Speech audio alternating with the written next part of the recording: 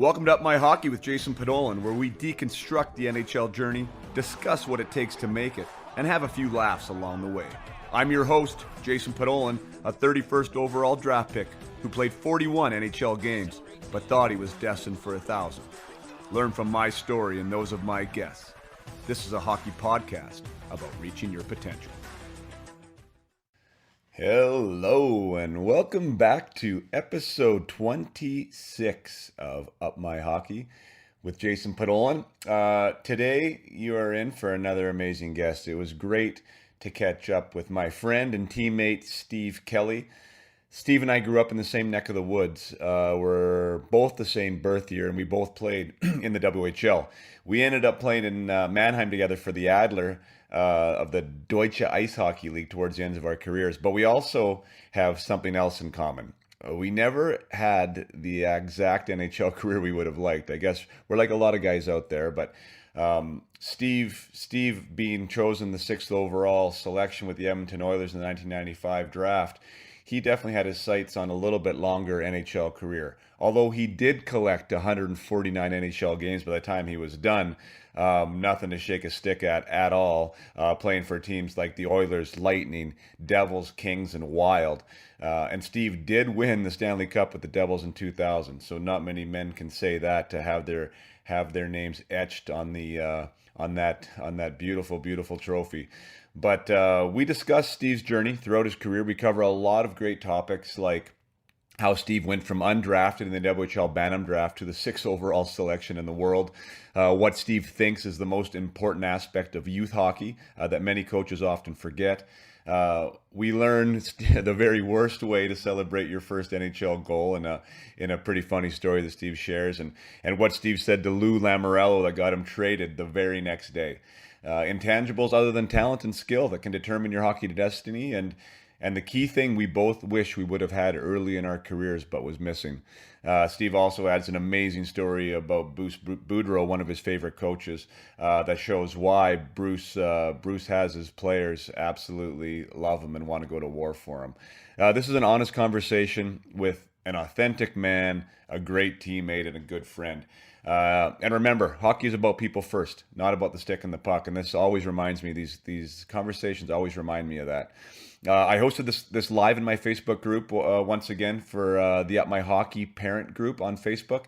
And if you are a supportive hockey parent out there, would love front row access to my guests, get to ask your own questions and listen in live before this gets released elsewhere, and that you think mindset is an important part of high performance, and you'd also enjoy an engaged community of like-minded parents from across North America, the group might be exactly what you're looking for. We talk about a lot of great stuff in there, and like I said, there's a lot of perks and extras that you get by joining the private group. So if that's for you, see you in there. And without further ado, I bring you my friend, my old teammate, and a Stanley Cup champion, Mr. Steve Kelly.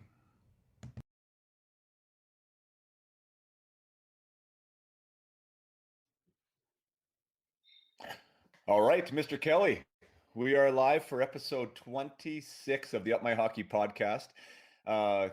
Steve Killer Kelly, we'll get your nickname out there early, and I go back, all the way back to minor hockey, I guess, when we really break it down, although we didn't know each other really well then. And then through the WHL, obviously crossed paths in pro a little bit, and then ended up playing together finally in Mannheim. So lots to talk about, but I really appreciate you coming on here today, Steve.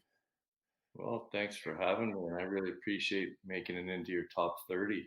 You must be digging deep, but no, I'm happy. It's good to start with you again, buddy. And yeah, we've had lots of fun over the years, so I'm excited. Thanks for having me on. Yeah. Steve was joking earlier. He goes, geez, you're scraping the bottom of the barrel, hey, calling me. And I'm like, heck no, bottom of the barrel, man. Stanley Cup champion, 7th overall pick. Like we got lots to talk about. So I do appreciate you coming on. It's great to have you. And we are live again in the group here in the Up My Hockey parent group. So we've only done this a couple times of actually having a podcast guest on, because I do interviews in the group, Killer, with people involved in the industry. Like last night, I talked to Dan Dan Wildfong, who's the head coach of one of the top teams in the NAHL down in the States, had a professional career himself, but we never actually made that a podcast. It was more or less just for the parents in the group. So I do stuff like that in the group, but sometimes within the, like for the podcast, which I go live with, I'll have that in the group as well. So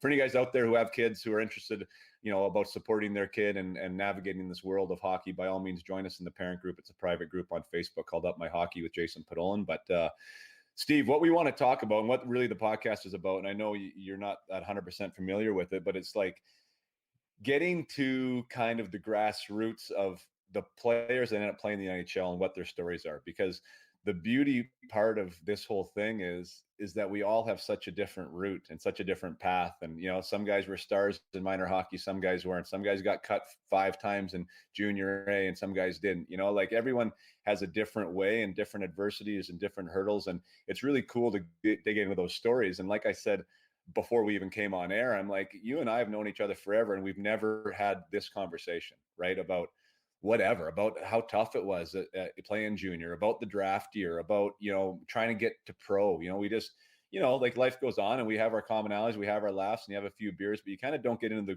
the weeds of it. So for the first time, I'd love to get in the weeds with it with you.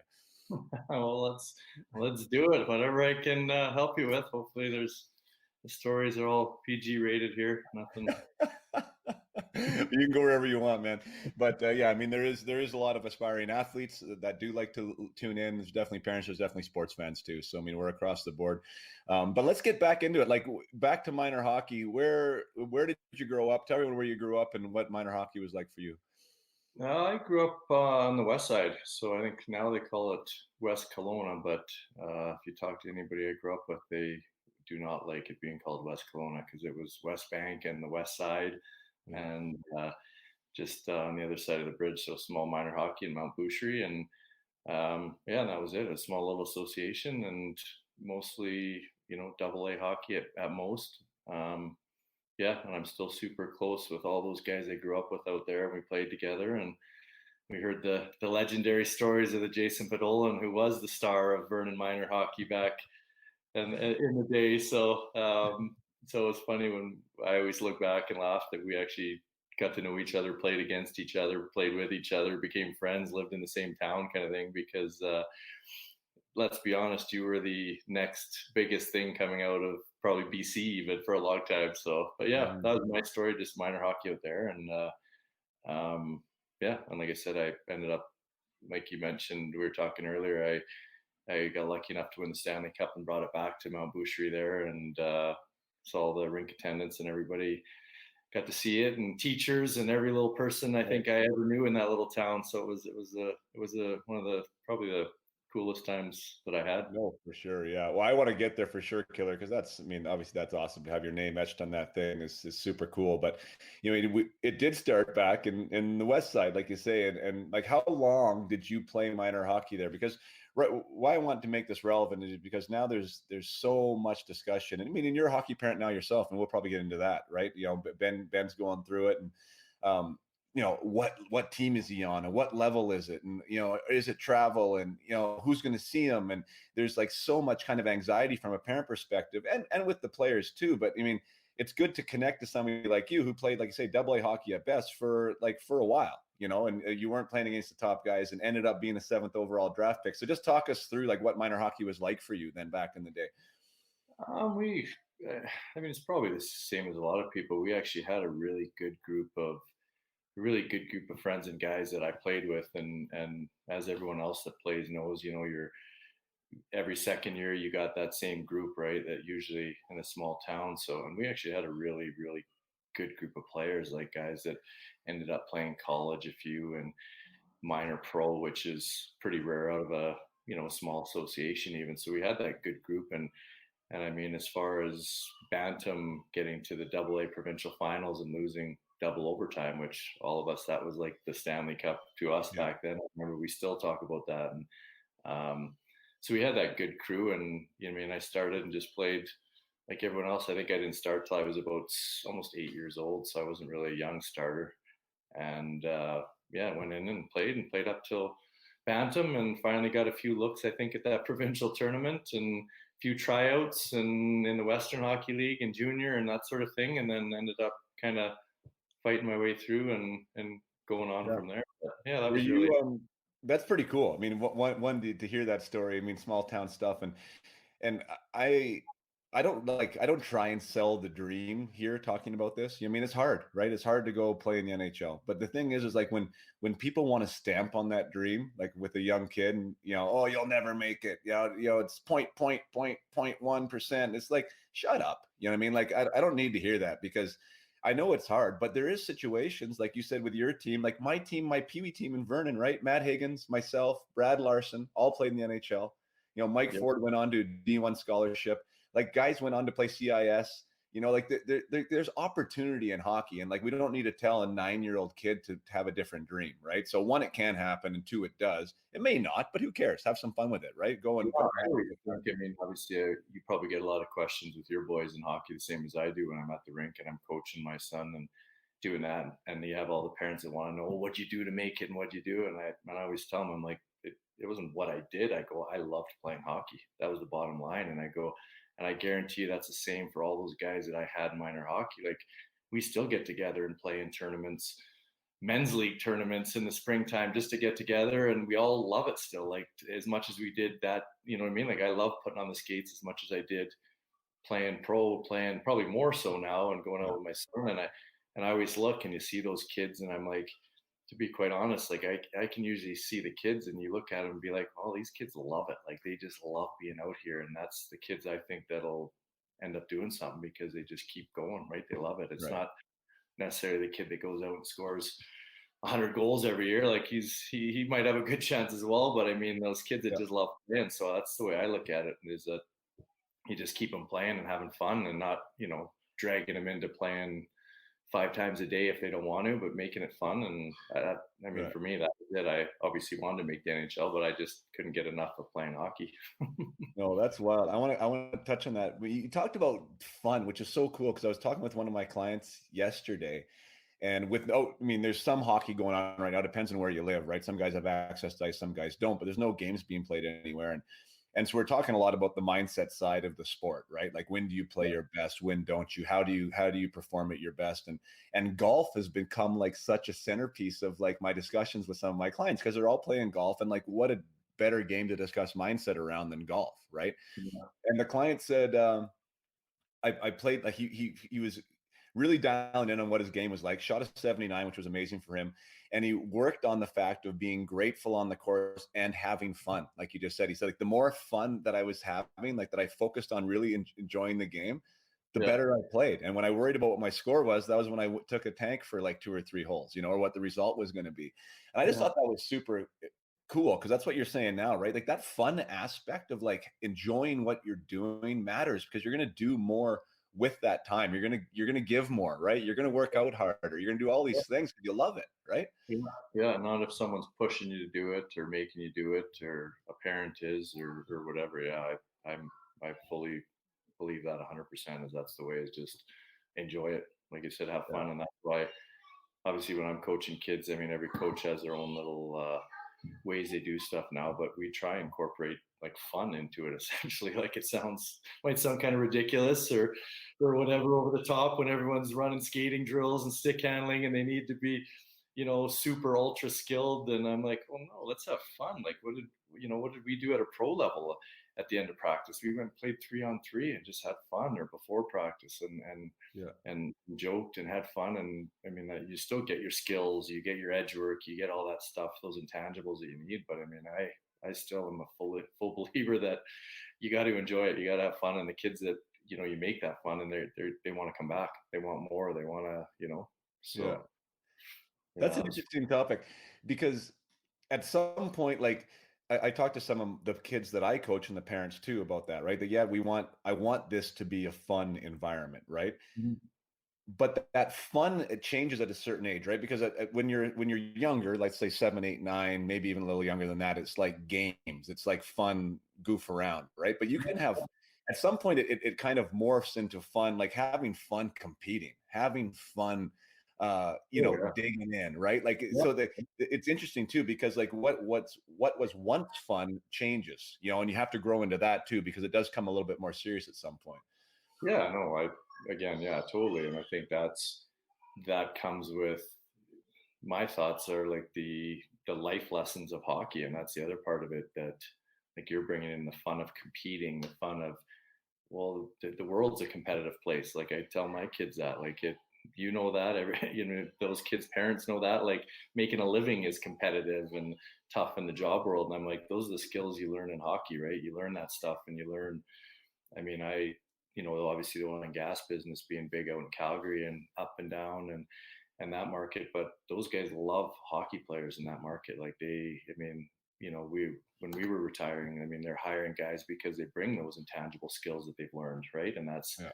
repeating the hard work, they bring that social element. They know how to handle themselves in a social environment, in a dressing room, Yeah. and and I think those are big.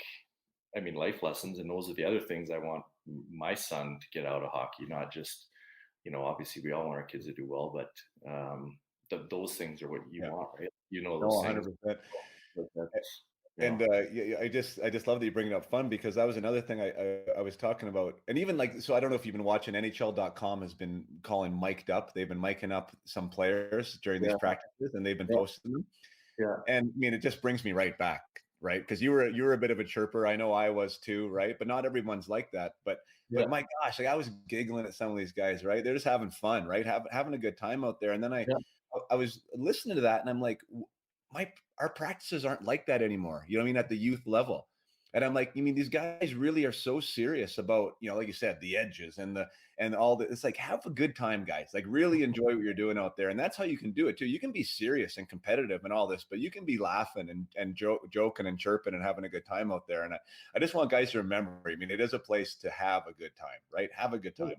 Yeah, no question. I mean, and the other thing, it comes to an end for everyone. Like Yeah. we're all working now, we're doing other jobs and that, right? Like it's part of your life. Like enjoy it. And I mean, Yeah. yeah, you will. And I always know probably the same as you and a lot of guys. When you were playing your best is when you were having fun. You were laughing, joking. Your mind was at ease. Like you said with the golf comparable, you're not worrying about your score and hacking a shot and slicing one and topping one. You're just whatever, hit another one and have some fun. And Yeah. so, yeah, I mean, for me, totally, that's 100% my motto. And I'm sure Right. at some point, some coaches don't like it. I know that. Some coaches think if you're laughing and joking, you're not serious. But I disagree with that. I think you can still be like that and still be focused and compete and serious when you need to be.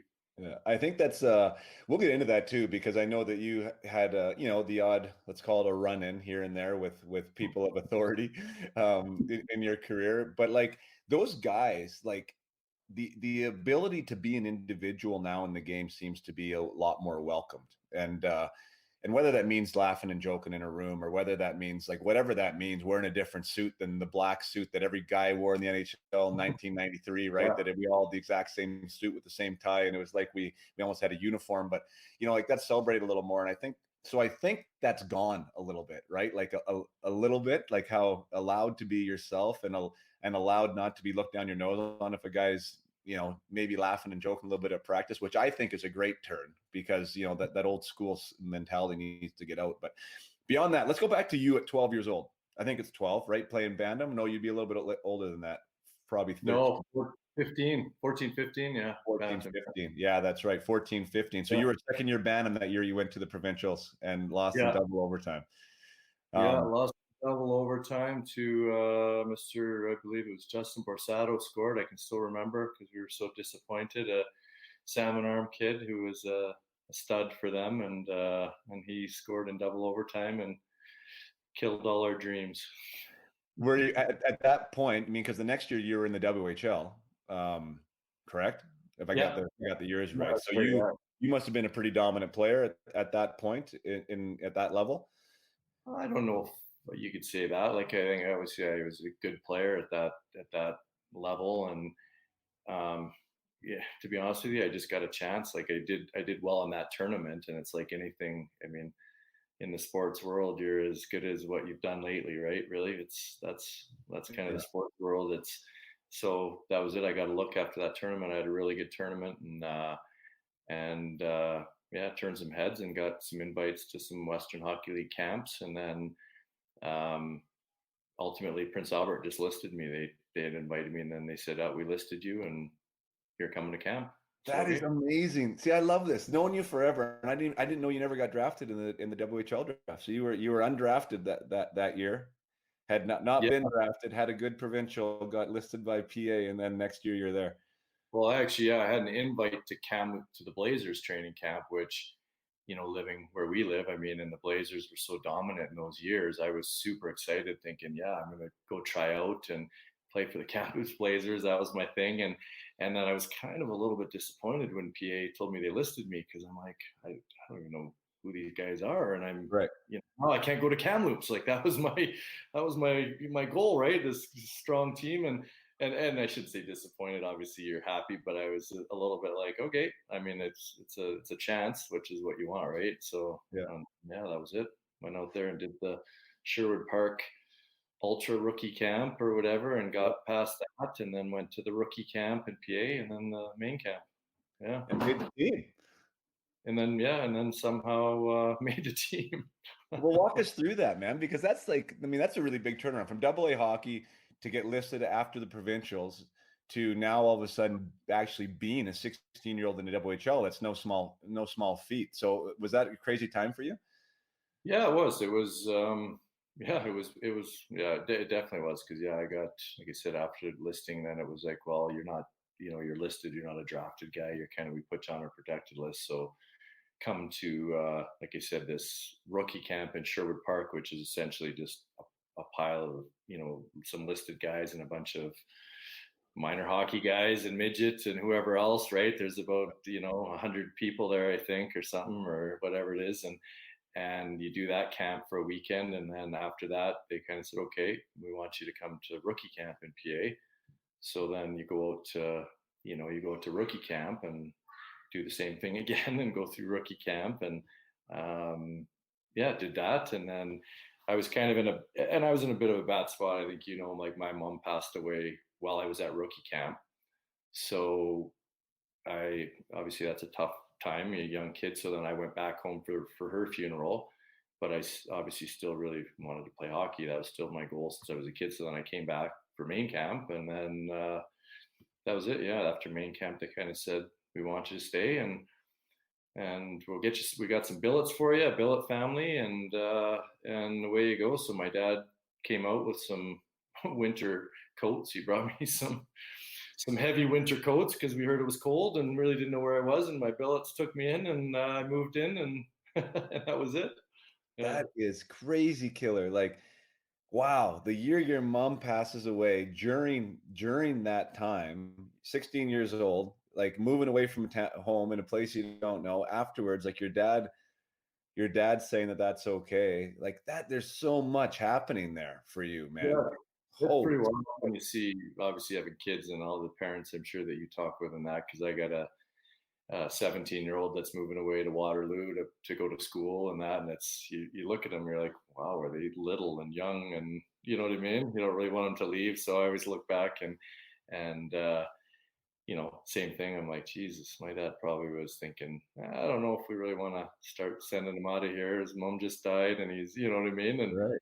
on the other side of it, I think he knew how much, I wanted to play. Like I said, it was my dream since I was a kid, as a lot of people. But so he knew it was a stepping stone, and a big Right. stepping stone to kind of get to that level. So yeah, so we said, see you later, I guess. Yeah. How was your belief factor with that? Like, had you like when you went to that ultra rookie camp, like were your sights set on making the PA Raiders this year? Like was that kind of what you thought, or did it sort of just kind of unfold and happen for you? To be honest with you, I think it kind of just played out that way. Like, I mean, I I mean, I had confidence. I have confidence in my abilities, and I always have, and what you do and that. But I honestly didn't know, when you're starting way back of not getting drafted, and all of a sudden just getting a tryout, and then okay, the next one, and you're like, all right, well, I'll just keep going as far as it goes, and keep Yeah. playing as well as I can, and and then like I said, all of a sudden I got the word one day that that was it. And I mean, I You're think on the squad. my dad might have been pushing him a little bit because I had some good college opportunities coming up. Um, my dad was kind of putting it towards him because if you play, you can't go to college, and so Yeah. you know, which I think all our parents look out for us. So Yeah. No, perfect. And yeah, what was that first year like for you? I mean, 16 is a big, I remember my 16-year-old year, like, I'd gone to Penticton at 15 for me, but my mom came with me for that one, right? So she moved with me to Penticton and played against the big guys. But I just remember, it was different because you're with 20-year-old men, right? yeah, oh There's yeah, old guys there. You're playing against big, strong guys. You're away from home. For me, I was in Spokane, a new country, right? Now, mom and dad definitely aren't there. There's a lot of yeah. growing up that goes on that's even outside of the game of hockey. Like, how do you remember that being a 16-year-old in that league? Yeah, you're totally right. That's exactly what it is. You move away, and obviously with my situation made it a little tougher. But on the other side of it, I moved in with a great family. Like I moved in with a family that are still I'm as close with as any of my own family. Like they were, obviously a mom and dad and two kids, and she took care of me like like I was her son. I think obviously she knew the situation, but that made it a lot easier is that part of it. And then obviously you're in school as well, as so you leave all your friends and go to a new high school. So you're just like, here's a new school, here's a new locker, here's you know what I mean? Here you go. Like start going to class and finish your school, which is it is a real weird time, like when you tell people about it, because I mean, I think again, you have a goal in mind. I had a goal in mind, so you just kind of overlook all that stuff because you're driven for that goal, which I Yeah. was. And but when you look back at it, you're like, Jesus, that was really weird. Like you just get dropped Yeah. off Saskatchewan, and essentially that's what happened. Like I always laugh with my billet because I was at the rink one day and they dropped me off after main camp at the rink, and my billet Randy showed up and introduced himself. Hey, I'm Randy. I'm like, I'm Steve. He's like, all right, come with me and go to a new house. And then by an hour later, I'm sitting at the dinner table with a new family, and I'm always like you know it as well, I guess, a lot, but you're just like, okay, and I got a new bedroom, and then the next day I'm going to a new school and a new locker, and you're like you said, and then you're playing with a bunch of men like 19 and 20-year-olds, and Yeah. and yeah, so it's a real eye opener when you look back. Like at the Yeah. time, I think you're just excited to be there, and I was happy I made it, and it's a step in my goal to get where I wanted. And but when you look back and tell people, they're like, "That's crazy! Like, why would you ever do that? Like, why would you Yeah. leave all your buddies?" And Yeah. and you're like, well, I mean, everybody moved, right? I mean, Yeah. everybody's got a story, like you say at the beginning, right? Like I know lots of military guys now that I work with, and they moved all over the place with their parents, right? In the military, and did this and that. So I mean, everyone's got a story, right? And I mean, I met a lot of good people that are family now. So I mean, I gained a lot out of it too. So yeah. Yeah. And you, well, now, and it's a different perspective too. I think you'd probably agree with having kids. Like you've already mentioned it, being a father now and looking at your son and being like 16, like you're gone and you're going to be doing like that stuff that we just talked about. Like it Yeah. seems a little crazier when you're not the one looking at it through 16-year-old eyes, right? Like we were just Yeah. going, we were gung ho, right? Like I said, you kind of overlook all the craziness about it because you just knew that was part of the plan, right? That was part of the path. Oh, And totally. needed to be there. My oldest daughter, she's been gung ho to leave since she was 13 years old. So when this year she got opportunities to go to some college, and she plays volleyball, and I think she was going the farthest away she could go. She's out to Ontario, and I'm like, well, I guess you can't blame her. Like you said, you Yeah. look at it, well, I did it, Yeah. and he said the same when I tried to convince her to stay and go to U of S or U of C or something and near home, and she's like, Dad, you did it, I can do it. I'm like, okay, Yeah. perfect, Yeah. ever. No kidding, hey? Yeah, you Yeah, and grow up. just a shout out to the Billets. I know you're still close with your Billets. I mean, I just went back to Spokane for a tournament over the winter and saw mine again. Like, what an impactful group of people those people are, you know, that choose to open up their homes to young athletes coming in, and such a pivotal, crucial like experience, right? Because if that experience Yeah. isn't good, like everything else is a wash, right? You might Yeah. as well leave. So, I mean, one, thank you to any billets out there that are listening. I know, you know, we are so grateful, and as now parents listening to this, like that is one thing. I mean, not all organizations are created equal, you know, with that aspect. Like, know who the billets are and where your son or daughter is going to be going, because man, that's a big deal. Yeah. Oh, it totally is. Like I said, and I lucked out. Like I always say that. I'm like, I couldn't have got a better place to stay. Like I said, if I would have interviewed 100 families, so it was awesome, and I gained a lot because I have a lot bigger family. Their family's my family, and you Right. know what I mean, right? Who So were who are some of the older guys on that team that year? Like anyone that comes to mind as being, you know, good to you, for you, you know, in that environment of being a 16-year-old? we had some good guys. We had a guy named Dean McCammon that you know. Oh, okay. And he was I believe he was a 19-year-old and a first round pick, and obviously a big player in the league, and moving on. And I got to know him real well, and obviously have had a lot of respect and time for him. And he was great as a role model, like to talk to me about the league. And he'd been in there for 4 years as well, Right. um, and that. So I mean, he was great to have, right? I mean, he'd been through it all and had been That's awesome. drafted, and you obviously a guy you could look up to, right, at that time. And then we had some other guys, a guy named Troy Jurdis, who was a 20-year-old, who was a really good character guy.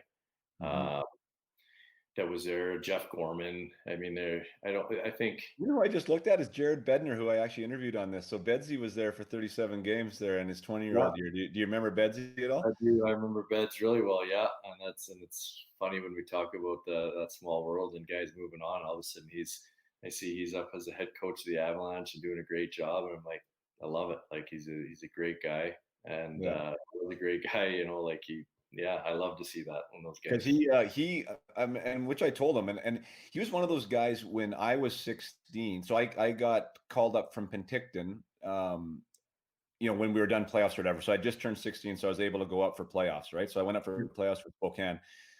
Didn't know anyone there, as of course, you know, and walk in the dressing room, and it just like I just remember Jared Bednar. And like the next year he got traded early on in my like official 16-year-old season. So we only played together maybe, you know, 2 months, maybe 3 months. But like he was really memorable for me, like the way he treated me, his disposition, his demeanor. Yeah, He's kind of like exactly. a surfer dude, kind of talked a little slower than maybe he thought you needed to, you know, like and it was just like it was super cool. But obviously at the time you would never think, you know, fast forward 20 years, he's the head coach of the Colorado Avalanche. You know what I mean? It's like it's crazy how that works. But then when you put the pieces together, it's like, man, like he made me feel comfortable. He made you Yeah. feel comfortable. Like he makes his players feel comfortable, I'm sure, to this day, right? Like it's a good environment to be in, to thrive in, and it kind of makes sense, right? It's crazy. Yeah, totally. You can't at all picture him being a yeller and a screamer. Like I'd love to talk to one of those guys and be like, has he ever yelled at anybody? Like he's so laid back and calm, and he played like that on the ice. And and I'm sure he does what he has to do as a coach, or has his own way to Yeah. motivate his guys and do stuff. But yeah, you kind of laugh. And Was it I was going to talk about that too. I mean, not only did you play at 16 though, after just getting listed, like you're a late birthday. So I mean, you started that season at 15, didn't you? Like when is your birthday? yeah, I was 15 when I came in until end of October. Yeah, so I was Right. a 15-year-old that got beat up a few times by guys. Oh, yeah. But I let them know, nice work. You beat up a 15-year-old. No, Uh, really good answer. yeah, real tough guy. That's Yeah, great. yeah. Yeah. Even though I was probably one that deserved it, I let him know. Just if Right. I can somehow get him back somehow. Yeah, 75 pims. I see. I mean, I mean, it's funny because at the time, again, like I listened to Terry Ryan's podcast a little bit, and I was a guest on there, and I mean, he kind of breaks it down pretty good. I mean, he was a tough guy in our league that, you know, scored 50 goals that one Yeah, year and still had over yeah, 200 minutes. But like it was tough. Like, and I know probably before us, that's the thing. Like before us, it was probably tougher. But like we were played at a tough time. Like that league was tough. There was big, tough guys, and you couldn't be timid or meek in that league at all. you know? Yeah, no, exactly. Yeah, you had to try and like I said, I tried to stick up for myself a little bit, but I didn't usually do too well. I think I came home on Christmas with a black eye, and another one. Like every picture I saw from when I was 15 and 16, I had black eyes and cuts, and I'm like, didn't fare too well. But at least you try and try and stick up for yourself a little bit, at least, so guys maybe go, wow, the guy will stick up for himself. Maybe we won't bother with him right now or something. Well, that's part of it, right? I mean, it's interesting too because I was talking to that guest last night, like I said, and he was a tough guy himself, kind of in the Central League he played in, Yeah.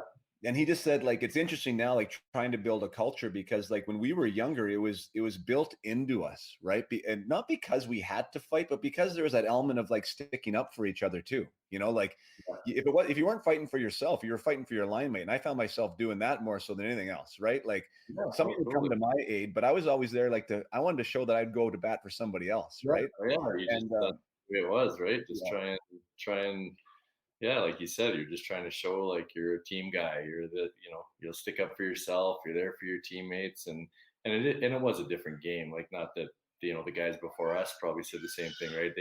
I remember them talking, and they were having full out bench brawls and warm up. Like we didn't really have that I ever remember, right? Like they were having that stuff where they were going across taking each other's pucks and warm up, and then there'd be a full bench brawl. Like so, the game's obviously evolved and changed over time. Whether you like it or not, I guess. Like I still think it's a great game. It's changed a little bit, right? It's not quite as heavy and fight oriented and that, but that's the world. The world's changing. So yeah, and like Dan yesterday, like my guest, like I was saying, he said it's harder for him to teach that culture because like something as simple and as basic as that, like standing up for somebody, just it hasn't really been taught and they don't know they're supposed to do it. Right. So he's like, I actually have to teach that. He's like, for us, we knew that from like the time we were Adams, that we had to stand up for our teammates. Right. So he's like, we're a team. And if someone spray snow on your goalie, that someone else is going to tackle him. Right. Like that's right. It was known, but like I said, it was probably too far one way when we were there. And even before that, right? And so it's gotten better. And I mean, obviously, let's not kid ourselves. The toughness is still in the game. There's no question. There's plenty of guys out there that it's still there, and that physicalness it's just shown different now, I think. And we I'm going to ask this, but I think it's obvious that it wasn't the case. But you guys had the split warm-ups as well in the East Division, right? Like where you would like the visiting team would go on first for warm-up, and then the home team would go on. For games. That is like the guys like when I had no reason to talk about it, but then it's funny because now they don't do that anymore, right? And they're like, "You guys did what? Like, why would you do that?" And I'm like, "Well, because the other team would steal the net of the other team's players, and then there'd be brawls, like you said, like." So for those listening, like this actually happened in the WHL. Like the teams were so tough that during warm up, some of the guys, and this wouldn't happen in every time, but some of the big rivalries would go down and grab the other team's net so they could warm up both goalies at the same time while the other team wouldn't have a net. And they'd wait and see if anybody had the eggs to go back down and get the other net. Exactly. And so then, I mean, there was brawls and there's this, there was that. So the way the league solved the problem was that the home team would have to warm up. Like, what was it, 40 minutes before the start of the game? Like, it was the most ridiculous thing. And it was a full ice warm up. So like you're doing horseshoe, like end to back, like you're bagged by the time you come off. And then like an hour before the game started. Yeah, exactly. And then you have to wait like whatever it was for the other team to warm up and then for all the pregame stuff to happen. And it was like, you might as well not even have had the damn warm up. But anyways, I'm glad they got back to normal. But that's when we played. Like that was the group just before us that got that going. And then so funny. So I mean, so super cool. So you're 16 in the dub, an undrafted dub player that 3 years later is now 7th overall pick. Like that's a fast ascension, man, to like the hierarchies of best 18-year-olds in the world. Like, did you see yourself going through that kind of metamorphosis, transformation, evolution, like whatever word you want to call it? Like, were you just getting that much better every year? Again, I don't know. Like you always look back. I mean, obviously I had the talent to do it and I put up some good numbers those last few years and that. So, but I don't know if you look at it and think like, I just obviously wanted to improve each year and again, I had a goal in mind, and I knew, when my draft year was, and if I could get in and do these sort of things and just get drafted was the goal, obviously. Like, Right. that's your chance, right? Like, that's what you tell people, is that's your. And then honestly, getting drafted in the first round where I did, or getting drafted in the third, fourth, or fifth, like, it's still an opportunity, right? Like, everyone says, like, I may get more kicks at the cat being in the first round, where, if I don't kind of fulfill my expectations, maybe they're like, he's, give him a chance, like, he'll get there, where maybe someone in the later round, they may not. But ultimately, that it's a chance is a chance, right? You're Yeah. getting picked in the fifth round, you're going to camp. And I mean, I played with a guy, Shane Knighty, who you probably remember, and I think he was a fifth round pick, and played up as a 20-year-old as an overage in PA, and all of a sudden went on to play, I don't know, 600 games did he play or more? Right. Like, and had a great career, and now he's doing color for Anaheim, I believe. And it's just a chance, right? As you know, like, I'm not telling you something you don't know. I mean, Yeah. people listening that maybe don't understand it, that's it. It's a chance. So for me, it was just like, get that. And I mean, obviously, I got drafted high, which was exciting. Yeah, well, let's talk about that though. So like when did, because okay, I mean, and again, so I like that's the storytelling of it, right? I mean, you're playing double A as a 15-year-old at the provincials. You get drafted, you become a 16-year-old, you play. I mean, you play fine. I mean, I probably weren't getting tons of minutes, right? 20 points your first year. Yeah, Next year you show up, which is your year before your draft, which was my draft year, right? Which now, for the first time in your life, it's an advantage to have a late birthday. yeah, exactly. Right? It's I think so. Yeah. It's crazy how much For advantage me, that I was a late bloomer, to be honest with you. Like, I was a smaller kid. Like, when I got to the league, I think that year I was about 5'11", 155 pounds when I was 15. So going into the Western League, right? And yeah. you're playing guys 220, 230, guys that are, so I needed that time to put some meat on and fill out. And so having that late birthday for me was a huge advantage. Yeah. Getting that extra year to develop. Yeah. Yeah, and to establish yourself, right? I mean, that was a thing. Like, even for me, and I was kind of pegged to go maybe first round, right? When I was my start of my draft year, but we had a hell of a good hockey team. So you have these 19 and 20-year-olds, that are ahead of you, and you're still only 17 years old, second year in the league. You know what I mean? Like, I was struggling to get on a power play. I was struggling to get big minutes, right? So having that third year, right? That third year is like a big year, because the coach knows you, your own coach. You've established yourself, right? You're getting big minutes. You can. When I was the second year center, I was Yeah. the second center on that team that year, which, again, like you said, I wasn't as a 17-year-old. I was, the third string guy, kind of maybe not getting really any power play minutes and getting, you know what I mean? Like, it's kind of where the next year, when you get into that second line center, I was playing behind Dennis Peterson, who was a first rounder and a great player. And it was his, third to fourth year. So he was logging the main minutes, but I was right there. So yeah, you get that time, that power play, that penalty kill, all that stuff. So, I mean, and so when did you start knowing, like, not only are you going to get drafted, but you're going to be like I mean, the spotlight's kind of on you almost. I mean, you can't just all of a sudden drive at the draft and show up and be seventh overall. There had to be some point there where you're like, holy smokes, man, like, I'm batting with the big boys here. Yeah.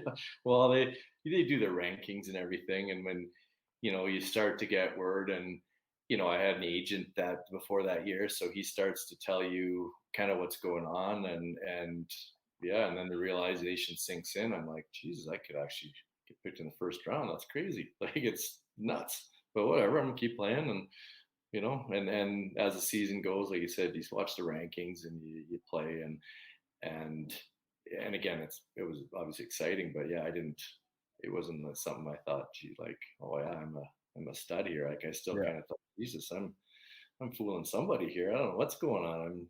You don't think it affected you then? Like, you don't think it affected you in a negative way or a positive way, kind of? It's just, I mean, that was happening in the background. It's exciting. Yeah. I mean, remember those years, and they were exciting, right? That draft year. And again, and then guys know that have been through it. Like, you're excited, like, to be able to hopefully get drafted, right? That's your dream. That was my dream as a kid. Still, like, the nonstop dream. And so just to get drafted, like, man, the NHL team's going to pick me. Like, that's, I know, amazing. Right? So cool. Yeah, you still look back and I'm like, that's what I wanted, right? Like Yeah. that's so yeah. What So was your now expectation level like, Killer, going into that? Like, because I've told that story only a couple times here, but like for me, my draft year personally was disappointing. I scored less goals than I did as a 16-year-old, right? And wasn't a yeah, great year, and there's other stuff that went on. But even still, going into that draft, um, I was most places had me as a first rounder, like somewhere, right? Like it yeah, was going to be a first rounder. And then I had this amazing meeting with Toronto where like Cliff Fletcher actually told me to my face that he was going to trade up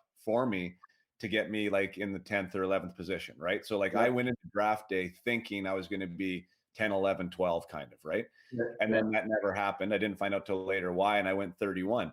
Now, yeah. 31 to anyone listening here is like amazing, right? Like if you'd have told me that like whenever, when I was 12, I would have loved it. But because I Yeah. thought it was going to be 10 or 11, it was like actually one of the worst days of my life. I mean, I was really, really rattled, right? Like it was upsetting to me.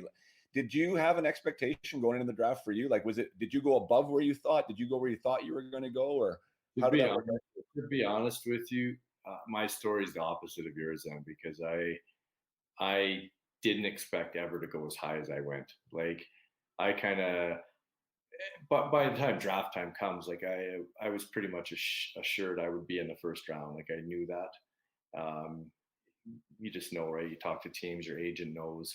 Yeah. Um, but I didn't expect to go where I went.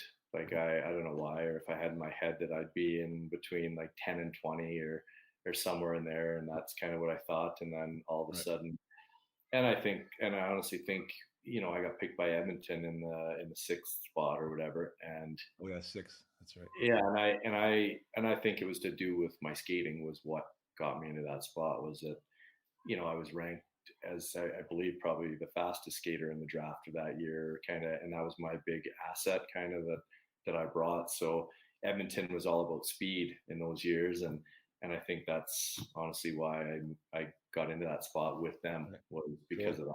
Yeah. Do you So remember that? Do you remember your interview with them being particularly good, or do you have any good stories about your draft interview process? you know what? I never did interview with them. Really? Of all teams, no. I did. I did a circuit like prior to the draft. There, they do it with kind of first round, I guess, potential picks or whatever. And we did a big circuit, and I was out with a whole bunch of different, Doan and Aginla and a bunch of guys. We were all out doing the circuit of teams, and I mean, I had some real doozies for sure. Like at San Jose, I was out in Brainerd. I remember Yeah. in Minnesota, which you may have gone as Yeah. well, and it was a real strange one. Like sitting in I was out of this camp doing Rocky training. Right. Um, I don't even know where Brainerd is, to be honest with you. I need to look it up on a map. So I don't. But I just remember we're at some sort of a camp doing Rocky training, and then next thing I know, I'm sitting in a classroom, and I'm sitting in a desk, and I'm surrounded by like four guys in a semicircle, and they're all firing questions at me. And I remember sitting there, and I was like, "This is the weirdest thing I've ever been a part of. Like this is really weird. Like it's the questions they were asking, and and I'm trying to answer them, and how old are you? 17, like I Yeah. was, or whatever. Like yeah, it's weird. So that was a strange day, but you just go around and do your tests, and Winnipeg was in the league that time, so I did an odd one with them too, with some weird fitness testing. But each team had their own thing, so I Yeah, don't wasn't know. that strange though? Like for me, I remember like going into some of those meetings and wondering why they ever called me in the first place. Like it was like you clearly have no intention of like drafting me. Like you're ripping me in US like the entire time, right? Like and it's like sure they could be testing you, but it's like it was almost borderline some of them like rude, Yeah, like why are you doing this, right? And then other guys you think are great, and like sometimes there's one guy in the room, sometimes there's like 10, right? yeah, It's like yeah, it's so strange the way that every team handled that so much differently. totally was. Yeah. That's funny.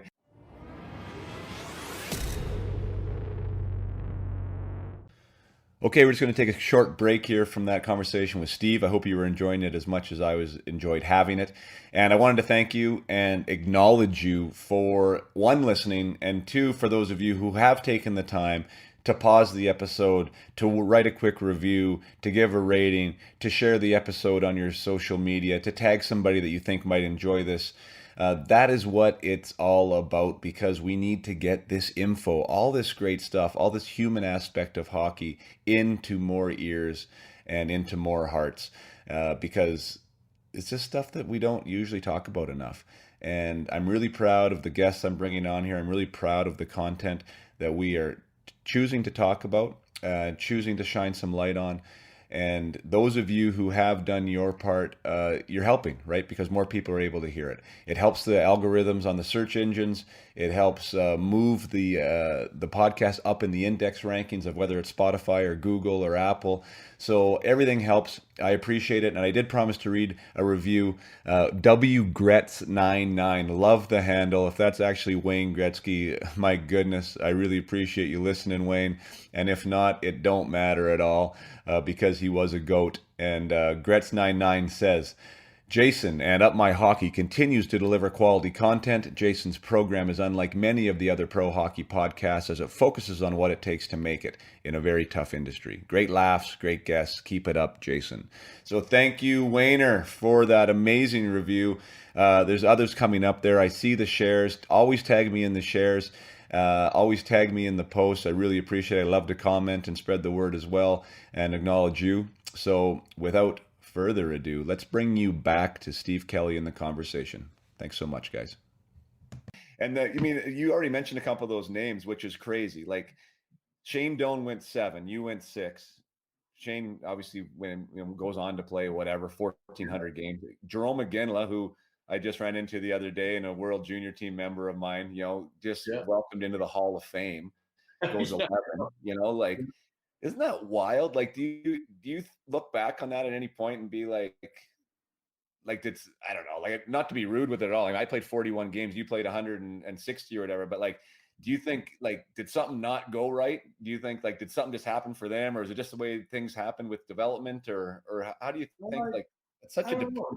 You know difference? what? It's like I mean, we've talked briefly about stuff, and obviously all hockey guys knowing internal, and I don't ever think, oh, I got screwed around or things changed or anything like that. I mean, um, for those guys, I always thought Jerome was a heck of a player in junior. I mean, you probably remember him even more than me, but I remember seeing him, and I'm like, I always thought when he got picked, like, why did they wait so long to pick him? Like, I thought Right. some of the scouts are off. Like when the draft came and he went 11th or whatever, I was like, this guy would have been a top 5 to me, like from what I know of him and Yeah. playing against him and all that Yeah. stuff over the years and know him well. And so, Yeah, he I was a mean, beast. yeah, I always thought he was better than he was. And as for Donor too, he's a heck of a player. And I honestly think Donor went into a great situation in Winnipeg, like where they kept him right away and really developed him. And I know he didn't have any real big years for the first few years. Like he was just there and they just kept developing him.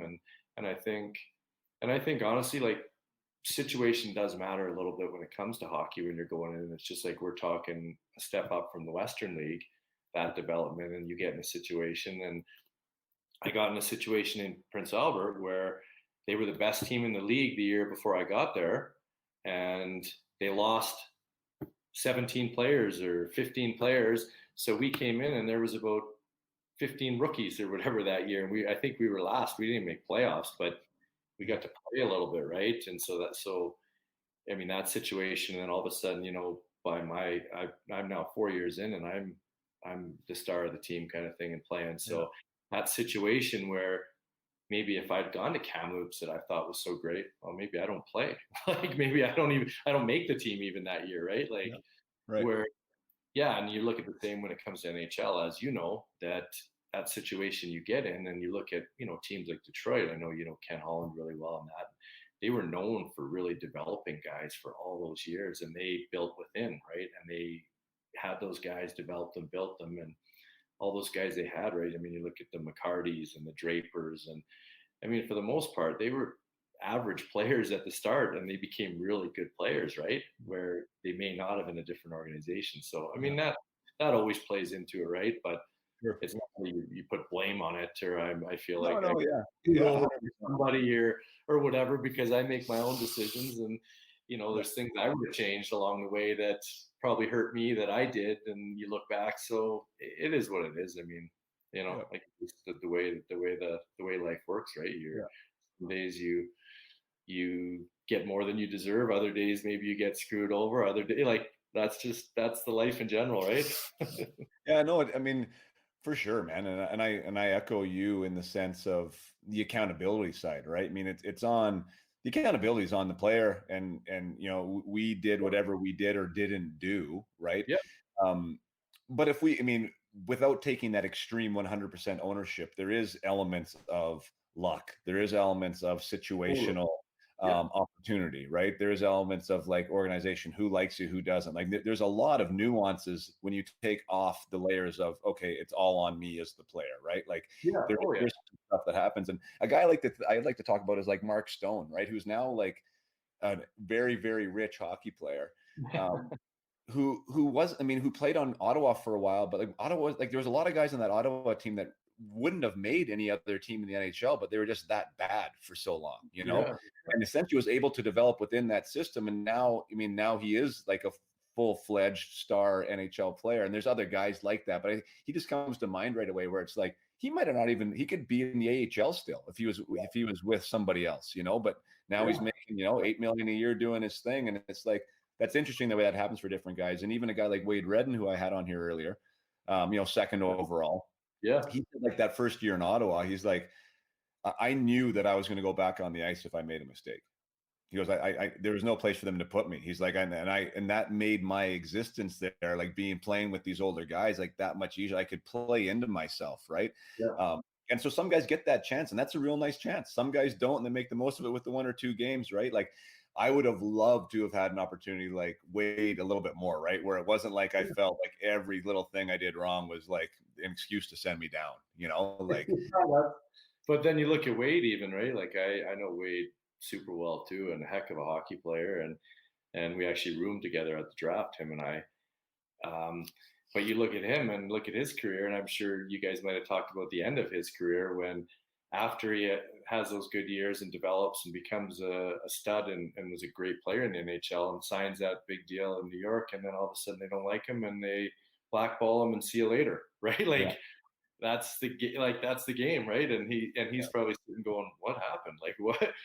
I'm the same guy you just signed to a $36 million contract, and now you don't like me. Like yeah. it's Now I'm or in the whatever, new coach doesn't like me, or the GM or whatever. I don't know yeah. the whole story with that, but then it just that changes, right? So Yeah. so he might look back and go, man, I should have signed that deal with another team, or I should have stayed in Ottawa. Or I'm sure he looks back and goes, there's something I wish I would have done something different, or I could have changed, but it is what it Yeah. is, right? There's a double-edged sword there too for him Yeah, too. Like he yeah, was like totally. saying, there's definitely things he could have done, like, of course, to be better, right? To play Oh, better. Like he was yeah, changing his career and that sort of thing.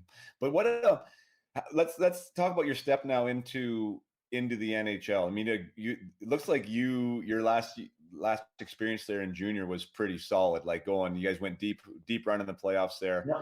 I think you guys lost to Brandon, if I'm not correct, right? Yeah, In the seven. last 2 years we would have gone to the Memorial Cup. Yeah, both years. Yeah, because Brandon, it was in Kamloops, so the East Yeah, team automatically went, and then the next year Brandon went again, and the East was far and away better, I think. So, right. and, yeah, That's too bad. Yeah, but you had some really good points there. So then I guess my point being, I mean, you have 31 points in 18 playoff games there, 100 points during the regular season, like two awesome accomplishments. So you sixth overall pick, you're feeling probably like ready to go, right? Like I'm going into camp that next year, and your sights are set on making on the NHL team. And yeah. I don't know.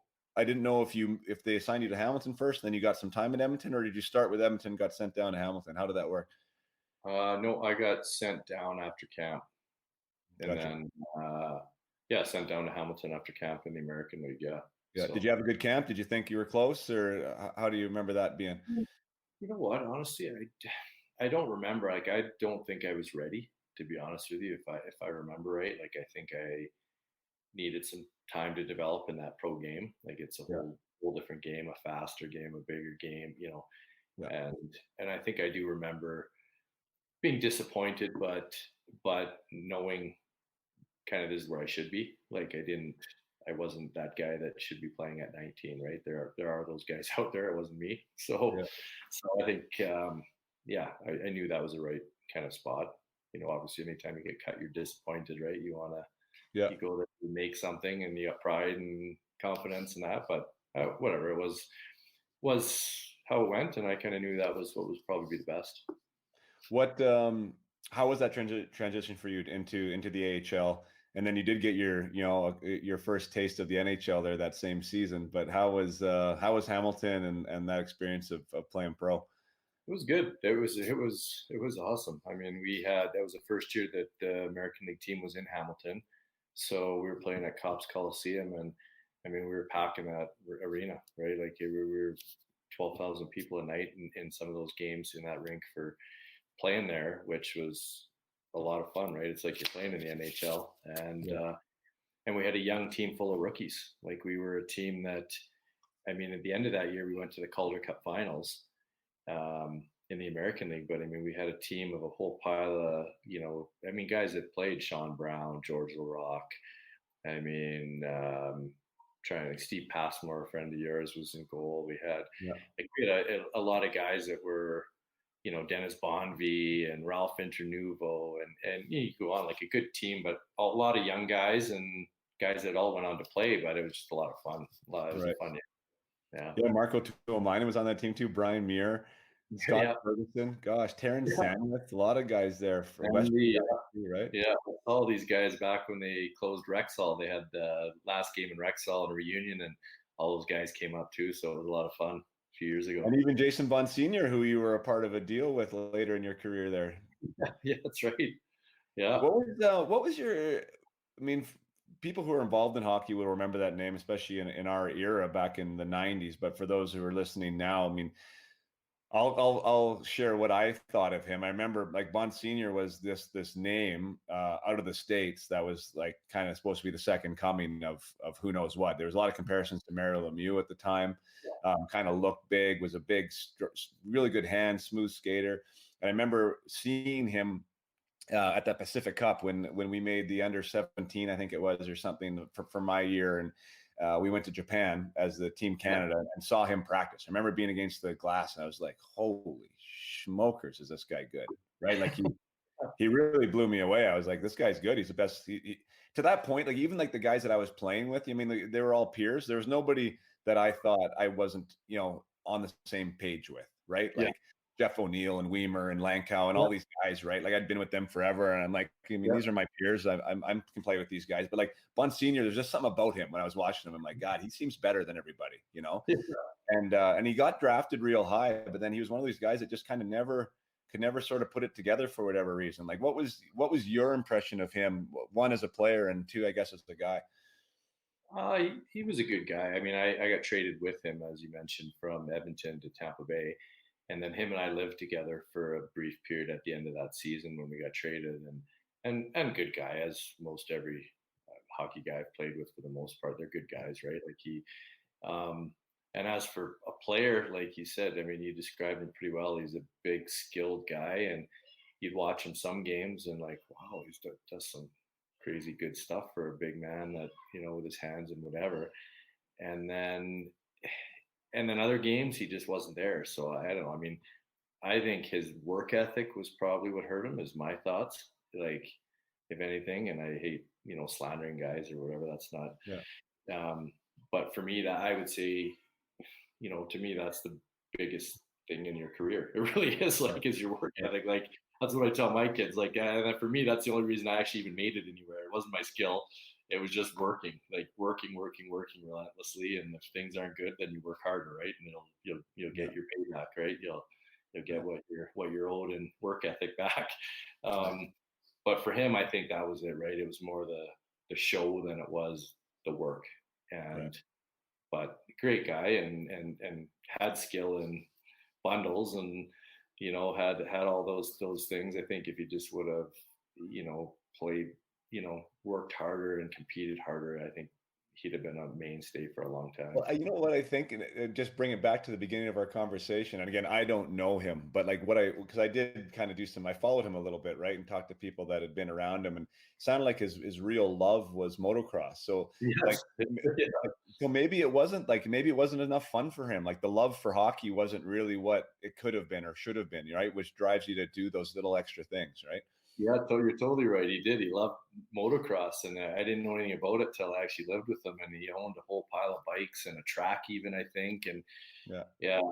yeah, those motorbikes that you basically skid around the corners on. I know nothing about them, but loved it. You just do basically skids in a big circle. I think that's that's as far as I know. I watched it. I'm like, is there any jumps? Like I watched.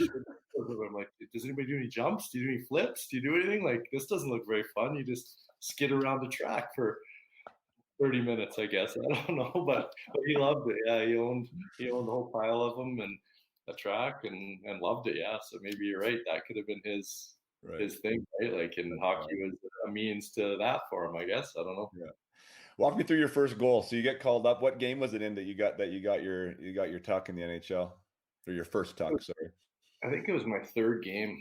So I got in Phoenix on Hockey Night in Canada, actually. Yeah. So I got I don't even remember what it was. I like to say it was a couple dangles and a shelf or something, but I think I probably whacked it 3 times in front of the net and scored like everyone tells it, has something in their mind of their goal. But irregardless, it was a goal. And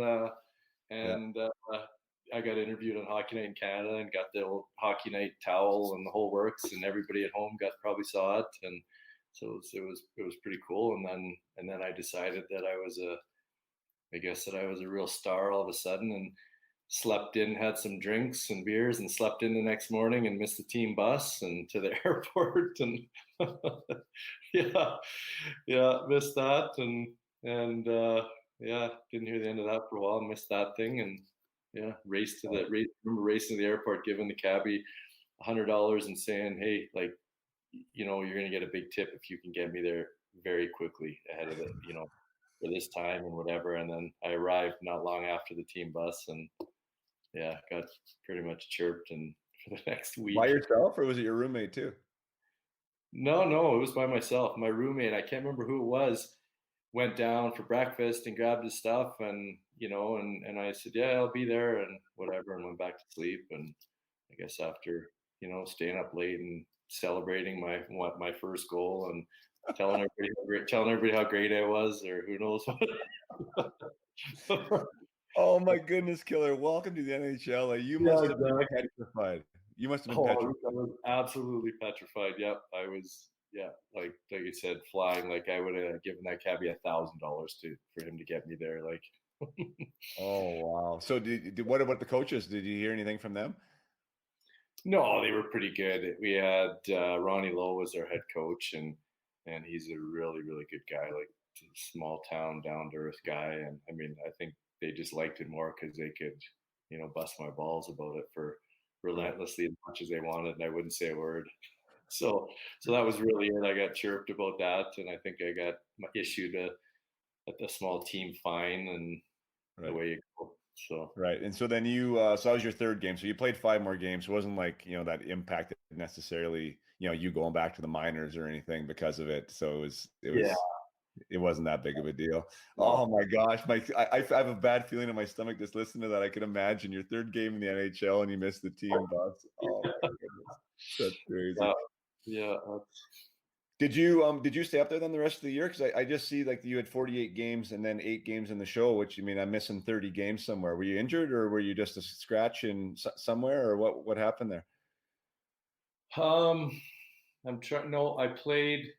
So that year I got called up and played the end of the season. So I played the last few games and playoffs. So that was the year that we beat Dallas in the first round in Edmonton when we were the 8th seed and Dallas was the number 1 seed. We knocked them off in 7. So I played the last few games like that year. I scored. It would have been, I believe, the last few games, and then played a couple rounds of playoffs. And then there was about 4 of our 5 of us that got sent back to Hamilton, and then we ended up joining them and going to the Calder Cup in Hamilton. And then the Gotcha. next year, I started the year in Edmonton and played whatever games before I got traded up till Christmas or something. Gotcha. Oh, okay. So you made the team out of camp there. So you guys lost in the Calder Cup final? Yeah, Oh, that's too bad. Who'd you lose to? Hershey. Hershey. Yeah, they had a good squad that year too. I think I Oh, remember really that. good. Yeah. Colorado's farm team at the time, and they Yeah. were pretty stacked. So yeah, Was Lars on that team? Brad Larson? I believe he was. Yeah, I I think he believe, was yeah, too. look back, but he could have been, yeah. Right. So okay, so you make the team out of camp the next season. That next season, I just for my own curiosity, I was like, wow, like you were in 4 different teams. Like so you made Edmonton out of camp and well, no, 5 different teams. So that was the year you got traded. Oh, okay. So yeah, so how did that all work? So you had a good camp, you finished the season good, you're feeling good, like you're in the NHL, you're an NHLer now. And like walk me through that. And that changed quickly. Yeah, that after that year, that was a year when I remember thinking to myself, I'm like, is this hockey profession that great? Like, I don't know if I like this profession that much. Like, it was, yeah, got traded to Tampa, and then in Tampa didn't have a farm team, so they basically had people in Cleveland, I believe, and maybe Adirondack. Mm-hmm. Cleveland in the IHL, Adirondack in the AHL. But they were Adirondack was full, so when they sent me down, they didn't need anybody. Cleveland was I went to Cleveland, I believe, and played in the Yeah, you went to IHL. Cleveland. Yeah. So then you're playing in the IHL, and that's an older league. Like you're against a bunch of guys that are 30s, and I'm 20, 21. And so I went there, then called back up to Tampa, then sent down again. But now Cleveland was full, so because they were getting guys from other places. So I believe I went to Milwaukee for a handful of games. Yeah. And so I was on another new team, and then yeah, and then back up to Tampa or whatever. And You had 5 teams that year, man. yeah, so it was like handful of games, and I mean basically I had a place in Tampa. I think I had a place in Hamilton. I had a place at home. I had a couple hotels with stuff in it. Like it was ridiculous. So I remember thinking to myself, and I was making next to no money because at that time I was you're on a 2-way contract Yeah. and it's Canadian because I signed in Edmonton. So the minor league money is Canadian. So I was making $75,000 Canadian after taxes, and then in the U.S. living in the U.S. on the Yeah. things like just making nothing and living out of a bag in a hotel. And I remember that year ended, and I was almost like, yeah, if I have another year like this, I'm not gonna be doing this job much longer. Right. Well, yeah, I mean, did you see that trade coming at all? Like, was there writing on the wall at all, or did you get Yeah, blindsided by it? no, there was. I mean, you know, the Canadian media being in Toronto. I mean, that's one of the hardest places out in Montreal, probably in the country. But the Canadian media is pretty hard on guys, obviously, when stuff's going on, and I wasn't playing that well, I guess, and I wasn't playing a lot, and obviously being a first round pick, the media was all over me for a while. So, you know, once I think they got wind that, you know, saying I was on the trade blocks or this and that. So there was a good period of weeks there where, or months even, that before saying that it was happen or could happen or this and that and all the Right. speculation. So yeah, and then it just, I think it happened right after the Christmas break. Actually, you get a mandated break after Christmas where they can't move anybody, and Yeah. then 27th or 8th when the season started again after Christmas that year, I got moved to Tampa. So So what do you think that as far as you, I mean, with you and the league, and you said you weren't playing that well. Like, can you put yourself back in that, you know, being 20 years old? I think you're 20 years old there that season, started 20 years old. Like, you're still young. Like, you know what I mean? Like, it's kind of crazy that they're on you that hard. Again, Shane Doan, I was watching we brought up Shane Doan. His second year, he's fourth line, not playing at all. You know, like they actually sent him down to Springfield his third year, you know, yeah, like to let him yeah. go and come back. So, I mean, like, so where do you think where was your game at that time, and what was going well or what wasn't going well? To be honest, that's one of those ones when I look back and I had a lot of friends around there. Like I grew up obviously in BC and real close, so I had friends coming to the game steady and people and I think I kind of lost my focus at that time, and I was more in with the having fun and being in the NHL making Right. money and living that life. And, game would end and I was just looking forward to the game ending so I could go meet my buddies all and have beers and, like Yeah. that was the stuff, right? And by no means was I out of control, but I think, I take some of the blame thinking I should have been, if I look back again being young, like I should have been, that's the time when you need to be really focused and driven and Yeah. put aside that other stuff, right? That can come later when you've established yourself or when you're, Yeah. in that spot. So, I mean, I take some of the blame for that. And I'm sure that hurt my game, right? Right. When you're out doing that and your focus isn't where it should be. So, and that's just immaturity at a young age, right? And when you look Yeah. back. So, Well, yeah, I yeah. mean, it's like again, it's tough. I mean, you're 20 years old, and I think it's yeah, your focus becomes being a part of the NHL as opposed to being in the NHL. You know what I mean? Like what Yeah. comes with that whole thing of wearing an Yeah. NHL jersey, right? Yeah. And yeah, you're up and you're making good money, and especially I can imagine being at home. I can totally relate to that, right? It's like it's sort of the lifestyle you can get caught up in it a little bit, or distracted by it, however you want to say it, right? But it's like Yeah. it's not maybe where your focus should be. I look back sometimes and think like I never my parents were amazing. I know you're close with your dad too, but it wasn't. I didn't really have a support unit of to say, like there was no mentor kind of knocking me on the shoulder saying, "Hey, yeah, I mean, maybe you should be a good idea if you went to practice maybe 45 minutes early tomorrow." And you know what I mean. Like this, there was none of that. It was like I was sort of doing my thing and trying to figure it out in the moment. Were you Yeah. sort of like that as well? Oh yeah. Yeah, totally. That's exactly right. And it's not like, I mean, to be honest with you, it's not like if someone was telling me that, I might not have listened to it. like, Right. right? Like you don't have, my dad didn't have that experience of a pro sport or whatever, and I was pretty, I don't know what the word is, not self-sufficient, but I was pretty Yeah, independent. individual. Yeah, independent, I guess. Yeah, that's the word, right? Yeah, So you do your own thing, but you're right. Like if you had somebody, yeah, that was probably just telling you that stuff, like, look, hey, these are the things you're going to need to do right now, and yeah, have that talk with you, or these are the ways you're going to need to kind of navigate this early stage of your career, right? yeah, Because again, we had this brief chat just before getting on this thing about there's so many guys, right, that are playing nowadays that they don't care. Like if I'm not playing, well, there's 10 more guys that are ready to go, right? Like there's not, you know what I mean? We weren't the Sidney Crosby, like he gets a break, he gets the time. Like there's a few of those guys, but those bottom two lines of guys, they're interchangeable, right? Like yeah. you got to know that. That's the mindset that you got to have, right? And I didn't have that, right? Like I just had in my mind that, oh yeah, I'm here now.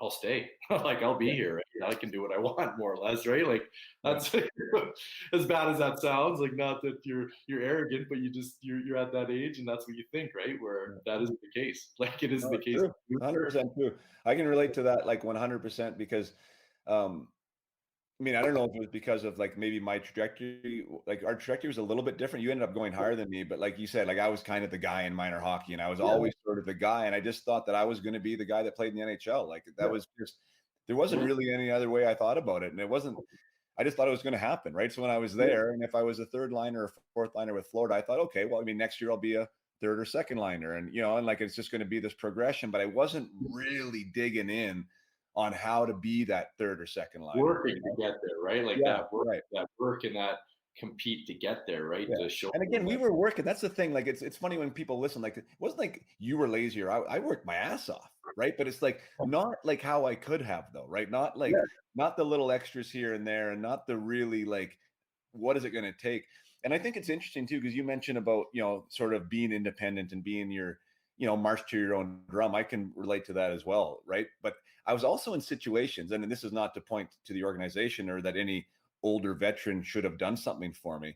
But it's interesting to hear how like Boston handles their guys now, how like Chara gets assigned one of their rookies, no, how really. Bergevin or Patrice Version. does too, and some of these teams and Detroit was like that too in their glory days, right? Like these younger guys, like when Darren Helm came in, like guys were looking at like telling them like this is the way we do things here. This is the way you got to do things, right? Yeah, So you're not really left to be a young rookie running around playing games, right? I mean, I think that there's something to that, right? Because it's tough to have that onus specifically on a 20-year-old guy making pretty good money and just making sure he's got his life sorted out, right? Well, living in Boston or Chicago or New York or Toronto or Montreal, right? Like here you go and making money and you just and I always tell people again, which is I think why some guys when they finish hockey have a bit of a problem, but everything's scheduled for you too, right? Like you get your itinerary.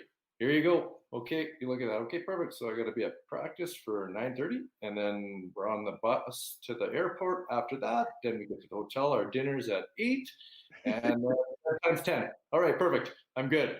And here's your meal money. Okay, Yeah. and then so everything's set for you, right? So you just know you just look at it and perfect. Here's my schedule's all set for me and whatever, and you know what I mean.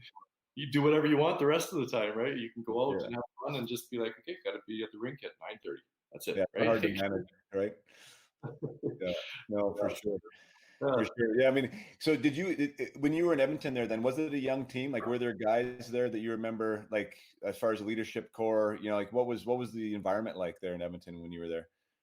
It was a fairly young team, yeah, like I said, because we had 4 or 5 or 6 of us that were up that year, and then all got sent back.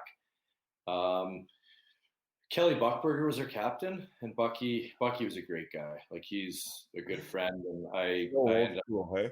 yeah, I ended up living with Bucky and his wife Carla and kids when I got traded to Los Angeles the one year, and he was there, and I moved in with them. But Bucky was a great guy. He's an old school guy, and um, but like a worker. Again, that's a guy like I always looked at. And I remember strictly about watching Bucky that he was like that guy, and I learned a lot from him. But if we guys were out having drinks and whatever and having fun after a night, Bucky was there an hour and a half before practice on the bike again in his garbage bag, sweating, whatever he's got it on, just sweating it out for an hour before practice again. I'm like, this guy's crazy. Like I can barely open my eyes right now, and I got a headache, and he's already sweat out 6 pounds on the bike here. Like, you know what I mean? He's that guy, right?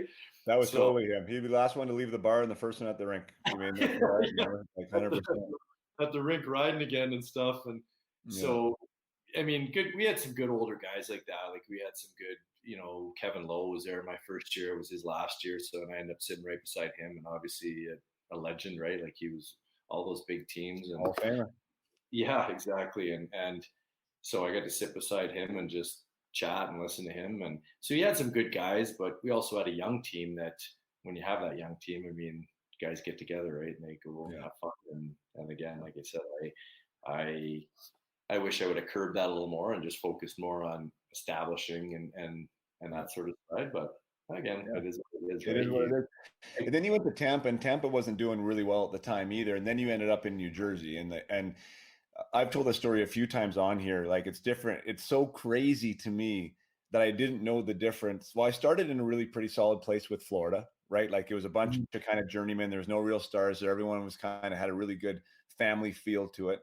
But then it was like team that didn't make the playoffs, team that was struggling, hadn't made the playoffs in a while, right? And it was like, this is the NHL, and then I ended up in Detroit, and it was like massively different. Like for that, just from my training camp and one exhibition game, I just felt like, oh, this is how it's supposed to be done. Like this makes sense, right? Like, was that how it was for you when you got to New Jersey? Was it like, wow, this is different, right? These guys got something going on here. Totally. That's what, I went to obviously Tampa, and Tampa was struggling those years. They were near the bottom of the league, and they had some good veteran guys there, the Dino Cicerellis and Paul Eisebarts. And I mean, I'm trying to think the other names who would have had back in there, but we had some good Stefan Richer, another great hockey player. Like there's some good guys there in that, but it was a lot of guys that were at the end of their careers. And I think we're happy to be in a nice sunny place like Tampa. And, winning the Stanley Cup, I guess, or being a top team or being in that might not have been the priority. Like that's kind of the feeling I got. And even with the organization there didn't seem to be there was a lot of transition, and there didn't seem to be a lot of accountability for poor performance at the time. Like it just seemed like it was just accepted, I guess. And whatever. And then basically I kind of got sent down to Detroit in that organization and didn't see eye to eye with the coach down there, and got traded. Like he I basically. sniff a story. Is there a story we need to hear from that? Well, that one wasn't. There wasn't much story. He just scratched me from a game, and I wasn't happy about it, and I wanted to play. And he said, if I don't like it, they can trade me. And I said, okay, let's do it. And he did. So, and that happened one more time post that as well. The Yeah, same. we'll get to that one. I know that one. I like I that. didn't realize that, like I said, I'm interchangeable, and that when you test them, they'll just call your bluff and trade you. Well, let's get there because that's one of the best. Let's get there because that's. So, but anyway, yeah. So, but when I got to New Jersey, I remember I got traded to New Jersey and started in Albany. Like went to the minors there, and even in Albany right away, it was different. Like, and stuff was run from there up to New Jersey, and it was exactly the same. Getting there, going, wow, this is a lot more structured, and everything's, you know what I mean. Like you could just tell that it was a whole different feel and scenario, which you know what I'm talking about, and and ended up playing Albany and then going up to New Jersey. Yeah. So you start the year in Albany. They bring you up at the. Geez, I mean, it kind of looks like right at the tail end, right? Like you were essentially in AHL. Trade deadline. Yeah, they traded away Brendan Morrison and Dennis Peterson, who had played with in junior, two centermen, got Alex McGillney from Vancouver, and then brought me up. So wow, yeah, it was So you're having a good year down there, so that's cool. So they rewarded you with that, and then, but you didn't get into much action, so they brought you up. But you only had the one game before playoffs that year. Yeah, I was just kind of that extra guy. Yeah, played a game and kind of healthy scratched, and yeah, that was it. Right. And then, so how did that? So then playoffs start. You guys were having the Devils were having a good year that year. And then how'd you get into the lineup? Did you start off as a Black Ace?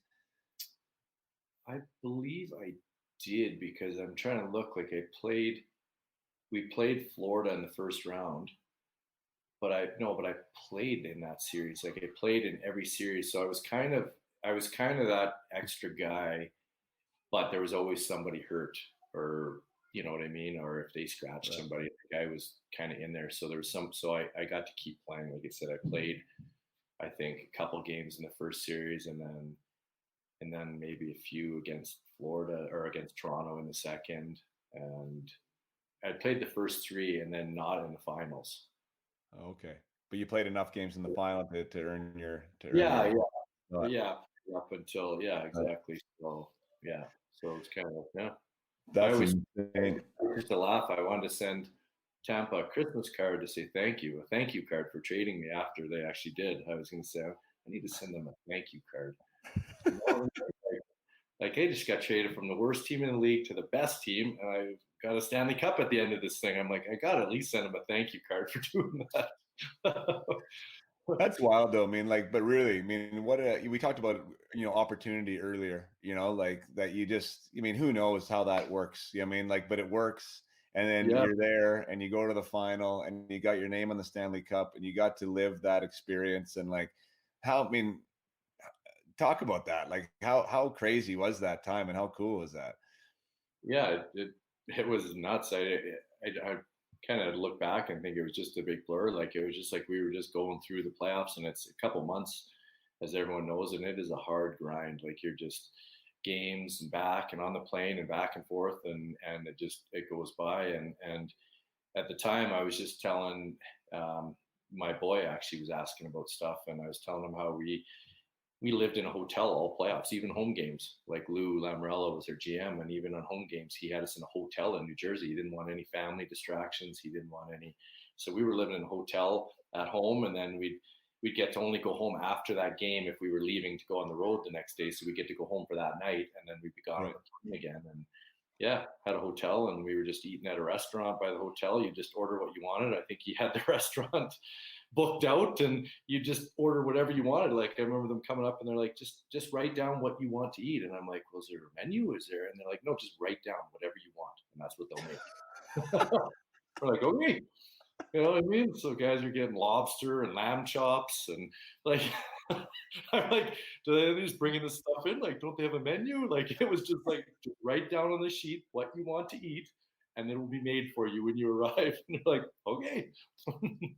Some of the perks, of playing the Yeah, NHL. yeah. So it was just a run till the end, and all of a sudden, yeah, we won in Dallas in Game 6, and yeah, and I just remember thinking, I'm like, holy smokes, this is crazy. We just won the cup. Like, I'm like, this is like the childhood stuff you dream of, right? Like you're playing like the cliche playing pond hockey and road hockey, and I had posters of the Stanley Cup in my room, and I had, you know what I mean? I'm like she won this thing. Like this is I can't wait to call my buddies. Like and Wild. you get a day with it, right? So I'm like, I can't wait till my buddies see this thing, Like Did you get on the ice with it, like how they do now? Like some of the Black Aces or guys that aren't in the lineup will put their skates on and come out. Did you do that? Yeah, we did. Yeah. I was not. I shouldn't say again. I don't take it the wrong way. Like not disappointed, but that day Peter Sikora got hurt real bad, and concussion and whatever. So he was done, and so I was in Game 7. So I was like, I was jacked because they told me like you're back in, like he was done and get ready, you're back. So and then we end up winning, obviously. So now I was disappointed, but I was like, I gotta get to play Game 7 here. Wow, that would have been cool. Yeah. So, but yeah, we all got in the ice and did the same old, the laps of the cup and all that kind of stuff. And, right. Yeah, so Good for you, man. That's cool. So you had another opportunity. I was looking at your DB, like where it looked like you were an NHLer, like meaning like not up and down, but like you had that year of 2000, 2001 where you made the Devils, sounds like, and then you got that trade. And that's, I mean, you kind of joked about calling somebody out, but I mean, walk us through that year, because that was a big year for you. I mean, you kind of established yourself again, like maybe felt you got a foothold here. I'm in the NHL, right? I'm doing my thing, made this team out of camp. And then the trade happens and you end up playing 35 games. Talk about that year a little bit of what happened. Oh, well, that was just after we won. Obviously, I signed a new contract. My deal was up, and I had signed a new, I believe, a 2-year contract there at the time. Did you get a one-way on that one? I believe so. Yes, I think it was, or at least the 1 year was, and the second might have been 2. Or that must have felt good though too, getting yeah, that. That's that was the first time for me. Yeah, right. That was exciting because you kind of not at ease, but you're like, well, if they're signing to you one way, they kind of have plans for you to be there, right? Like they're 100% team, right? So, and we had just won prior with a really good group of guys. Like it's a top notch group of teammates. So I was excited, yeah. And then I ended up, playing there kind of. And I mean, I was still third, fourth line guy, kind of interchangeable and in that role, and which was fine. I'd kind of on that team, that's where I fit in. So it was like you kind of got to do what you got to do to try and fit in, right? Like, yeah, that's where I was, which I was fine with, and that's it, and kind of played in that role, and until I got traded, kind of at that deadline of that year. Yeah. Right. Well, let's talk about that trade though, because that's or is that something like I've tried to forget that. If you're willing to tell the story, because it's one of my favorite stories. I think it's great. I mean, and obviously you're really good natured, and you're very humble, and you can laugh at yourself. But it is funny to hear from you. If you're willing to share it, I'd love to hear it on. No, it was another one of those decisions I look back on and be like, I probably should have thought that one through a little bit, not so hastily made a decision in anger. And basically we were playing in Carolina. I got scratched from that game. Got in the plane after the game, and Lou was obviously their GM at that time, and I couldn't say a bad word about Lou. Lou runs a great organization. He did for a long time. He's a great guy. Like I said, super respected, and has always handled guys with respect. I've never heard him. Yeah, he's a very loyal GM. He takes care of his guys. Like I was just real angry. I got scratched, and they put a player in named Mike Danton to play instead of me. And I think if anybody knows who that is, he went through a murder for hire plot and all sorts of crazy stuff. Like I just knew he wasn't a good person, like let alone should be playing ahead of me in this. They had brought him up, and so I was pretty angry about it. And kind of, I think Lou knew it, and I wasn't kind of hiding it.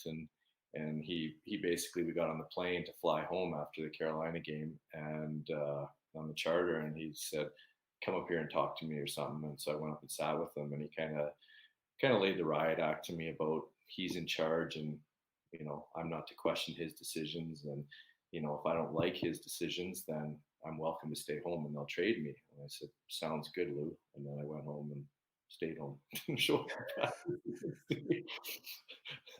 um, yeah, like I said, not probably great, but decision wise, but I get it. I'm pretty strong-willed too, or hard-headed, I guess you'd say. So I'm like, oh, we'll see who wins this little battle, and then till I got the phone call that night that I'd been traded.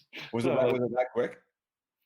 Yeah, I think it was like a day later, like at night. Yeah, like Dave Taylor called me from LA, and Lou called me and said, we traded to LA. Dave's going to call you. So Dave Taylor was a GM, and we traded for you, and that was it. So go get my gear from the rink and get packed up, and I'll be on a flight tomorrow morning to meet Los Angeles and Chicago, and away you go, right? So and again, like New Jersey at that time, we were one of the top teams in the league still. Like they ended up going to the finals that year again and losing to Colorado, like when Ray Bork won his first cup. But again, like it's one of those ones where you probably been like, I probably should have just taken the flight to chill out, gather my thoughts, come to the rink and work the next day, and just make sure I'm back in the lineup, not have a battle with the GM. Well, did he call you up, or did you choose that conversation? Did Lou sit you down? No, he told me to come and have a chat with him because I was pretty angry about being scratched, and I was, you were stomping around a little bit. Yeah, and having a hissy fit, I guess. I don't know what I was doing, but not the appropriate move that I should have been doing. Yeah, well, I mean, that's one of the things I love about you, though. I mean, and like you said, I mean, like everyone has a personality. I mean, and you played with some fire, and you had a little fire in your belly, and sometimes when that happens, it's not always just completely thought out, right? Yeah, exactly. That's the way it goes. So yeah, but whatever. Like I said, Lou is still. We just had a 20-year reunion for our cup team in February. So I flew out to Jersey, and Lou came back in. Obviously, he's with the Islanders, so he came in for the day, and we had festivities. We were there for the week and did stuff, and he was really good. He chatted to everybody and kind of laughed at the old story, like, we're both a little hard-headed, no worries. And like he was real good about it. And like you guys talked about it a little bit. Oh, I just laughed once. It was brief. Like he was around seeing everybody, and we were there with all the guys, and there's lots going on. So it was funny anyways. I'm like, yeah, sorry, that's all I could say. I should have probably made a better decision than that one, but oh, that's fun though. That's fun. Yeah, right. Like you say, guys get it. People are competitive and have pride and have, you know what I mean? And sometimes it gets in the way of some logical thoughts or whatever. So yeah. How was your time in Los Angeles? Because you were there for a little bit. I guess the rest of that year, but you again probably in and out of the lineup. Looks like just from your stat line, right? Yeah, to be honest with you, like it was a fun place to live. I don't have any huge memories with the Kings per se. I actually had a lot more fun in the minors in Manchester.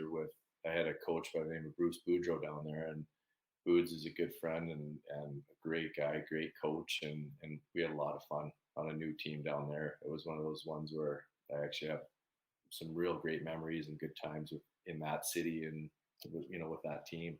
Right.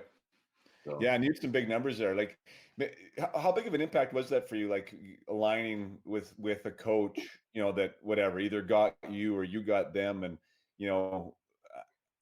was that impactful for you? Like, did you feel at home there for maybe the first time in your pro career, kind of almost?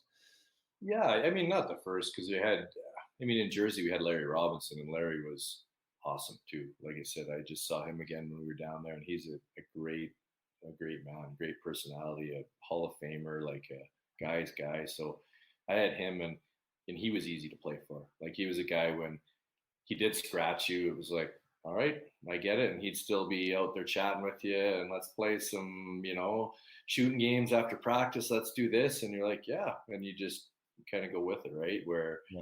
So he was great. So I had him, and then I went obviously having Bruce, and Bruce was, it was the same. Like you said, like I love the guy, great guy. And I ran into him last year, and just went over and big hugs like we're long lost friends and hadn't seen each other. And yeah, and he's a guy, when you talk about it, like he wrote a book actually and talks about some stuff from us and our team and that. But he's a guy like I would go to war for. Like if he called me up today and said, I need help, I need guys, I'd be like, I'm there, man. What do you need? Like, ask me what you need. I'll do it. Right. Like he's that guy where you just, right. Those kind of guys where you've had him too, right? You're like, you just don't want to let him down. Like when I played for him, I'm like, I just don't want to let this guy down. Like I got to play good. He's Yeah. such a good dude. So yeah. That's so cool you say that, because I had Mark Ferner on here before, and I know I think Fernsey from your time around here, and a couple championships and highly regarded coach. And he said, and he's a good coach. I mean, good coach in a lot of ways, but he said on the interview, he's like, X's and O's isn't what gives a coach an advantage. He's like, everyone knows the game well enough. He's like, that's not where you get the advantage anymore. There's so much video. He's like, it's the players that want to go to war for you. He goes, if the players want to go to war for you, that's when you get your advantage. And like I said, I mean, hearing you talk like that was Boots, because Boots to me, I thought he was a really good guy, but I thought he didn't really like coach the X's and O's very well. Like I thought that was like kind of a downside of him, and ended up being a Jack Adams winner, right? But it was like his guys liked him though. I mean, like his guys liked him. He was likable. He was really, really likable, and he was passionate, and he had a fire for the game, and that treated you well, right, as a player. Like you know what I mean? Like I remember one night he caught three of us out at the bar one night after curfew, the night before a game. And not a curfew, I guess we didn't really have curfew, but we were definitely out near closing time at a bar. So clearly not when we should have been. And we were playing the next night. And I remember thinking it's one of those ones like missing the bus. I'm like, ooh, I know he saw us. He walked in and saw us all, and then he kind of turned his back and went to the other side and then left and didn't say a word. And then the next morning at morning skate, we show up, and I remember him saying, all right, so today we're going to have an optional skate. And we're both like, we're looking at each other. We're like, oh, an optional. All right. Like, we don't have to, we can get some sleep here. And he's like, yeah, so anybody that thinks they need a little extra rest can go get a meal in them, get some rest, and then hopefully they're ready to play tonight. And we're looking at each other. We're like, oh, all right. That's us for sure he's talking about. But and we played the game of our lives that night. We still laugh, like a buddy Eric Healy of mine that you know, and another winger we had there that was a good player, and we played the game of our lives. And I remember thinking, like, that's a good guy. Like he didn't like, but that was the type of thing when you're like, we went out that night and it was like I'd have gone through a wall for him that night. Like if so, you know what I mean? Like just like besides knowing I'm guilty, so I need to fix the problem. But it was like this guy's a really good guy. Like he gets it. He didn't belittle us in front of the team. He didn't, scratch us from the game. He didn't do all these things he probably could have done with been justified to do. And we were just like, man, we got to play tonight. Like besides tonight, but you just like, he's a good guy. Like he gets. You know what he did? He earned your trust. Yeah. Oh, totally. And I mean, he had it before that, but that's just a story I remember. And it was but it's little. I mean, that's a big thing. But I mean, I've talked about that on here before too. Like that trust factor that he's got your back, you got his back, right? Like that's a big deal. It really is, because like I said it earlier, like there's times where you think that the coach is watching you for that first time you're going to screw up to get rid of you or throw you under the bus or to scratch you, right? Like that's not a trusting relationship where you're like, I feel free to go do some stuff, right? But when and he shows you in that way that, hey man, go get this done. You made a mistake. I know you made a mistake. You know you made a mistake, but you can still play, right? Go play, and allowing you to do that's pretty cool. Yeah.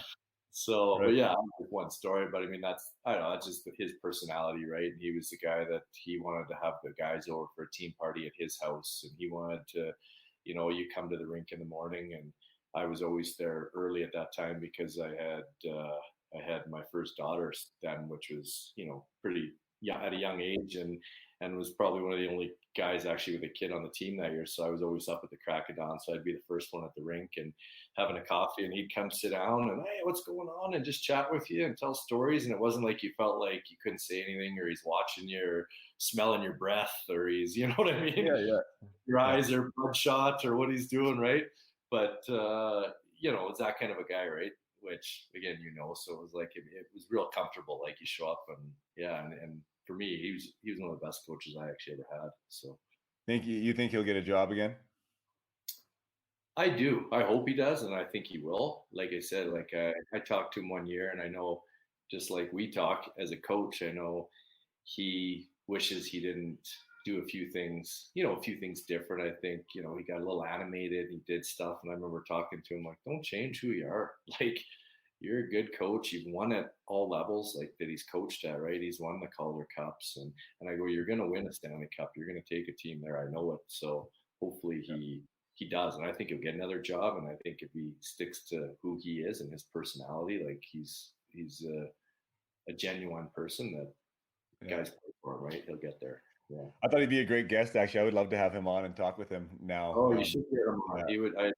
He'd do it for you for sure, and he's a great guy. Yeah. Yeah, he'd be great. Anything now, like, so now, now that we played together in Mannheim, and if this was a different podcast, we could tell a ton of stories from there. Yeah, I mean, like, we had a ton of fun there, and some really good stories, and some Bill Stewart stories, my goodness, that we could get into with you and him and old school coaches. But we're getting on here for an hour and a half, and I was just like, anything as far as, I mean, you looking at it now through a different lens. I know that my boys brought me back into the game again, and I'm super thankful for that, because I kind of disconnected from it, right? When I hung up the skates, and kind of had moved on to do other things. And now I'm back in it, with both feet and swimming in the deep end. It's been fun to do it. But is there anything that you would have to say, like, the young guys out there, as far as, chasing this dream called hockey or the NHL? Like, what little gift you would give them as far as advice at this stage?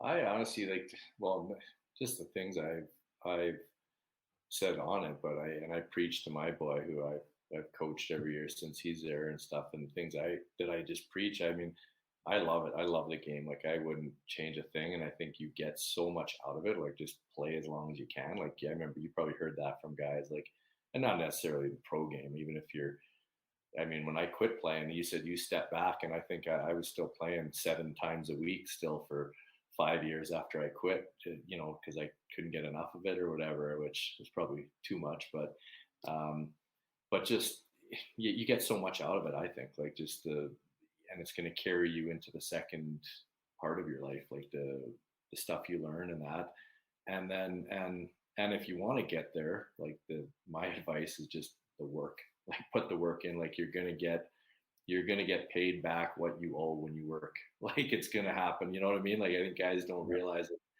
Like, you put that effort in, it's gonna get paid back to you, right? Like, it's not easy. Like, it never is. Like, and it's, that, the guys know that it's not easy. Nothing's easy. So, but What's your opinion, Killer, on ice, like, compared to on ice, off ice? It's turning into a full-time job really early for a lot of players, and guys have different opinions on it, and Yeah. I wouldn't want to sway you. I mean, some guys think, yeah, put the skates away and go run and play and do whatever, hit the gym. Some guys think, no, you're going to fall behind, you got to be on the ice all the time. Like, where are you at with that whole philosophy with your own kid? I'm probably in between. I would say, like, for a long time, when I was young, I always put the skates away, but I know we didn't have the spring hockey and that they have now, right? That wasn't there. So I would put my skates away and I'd play soccer all spring and summer. And then I'd get in a hockey camp kind of at the end of summer and break my gear in for next season. And away we go, right?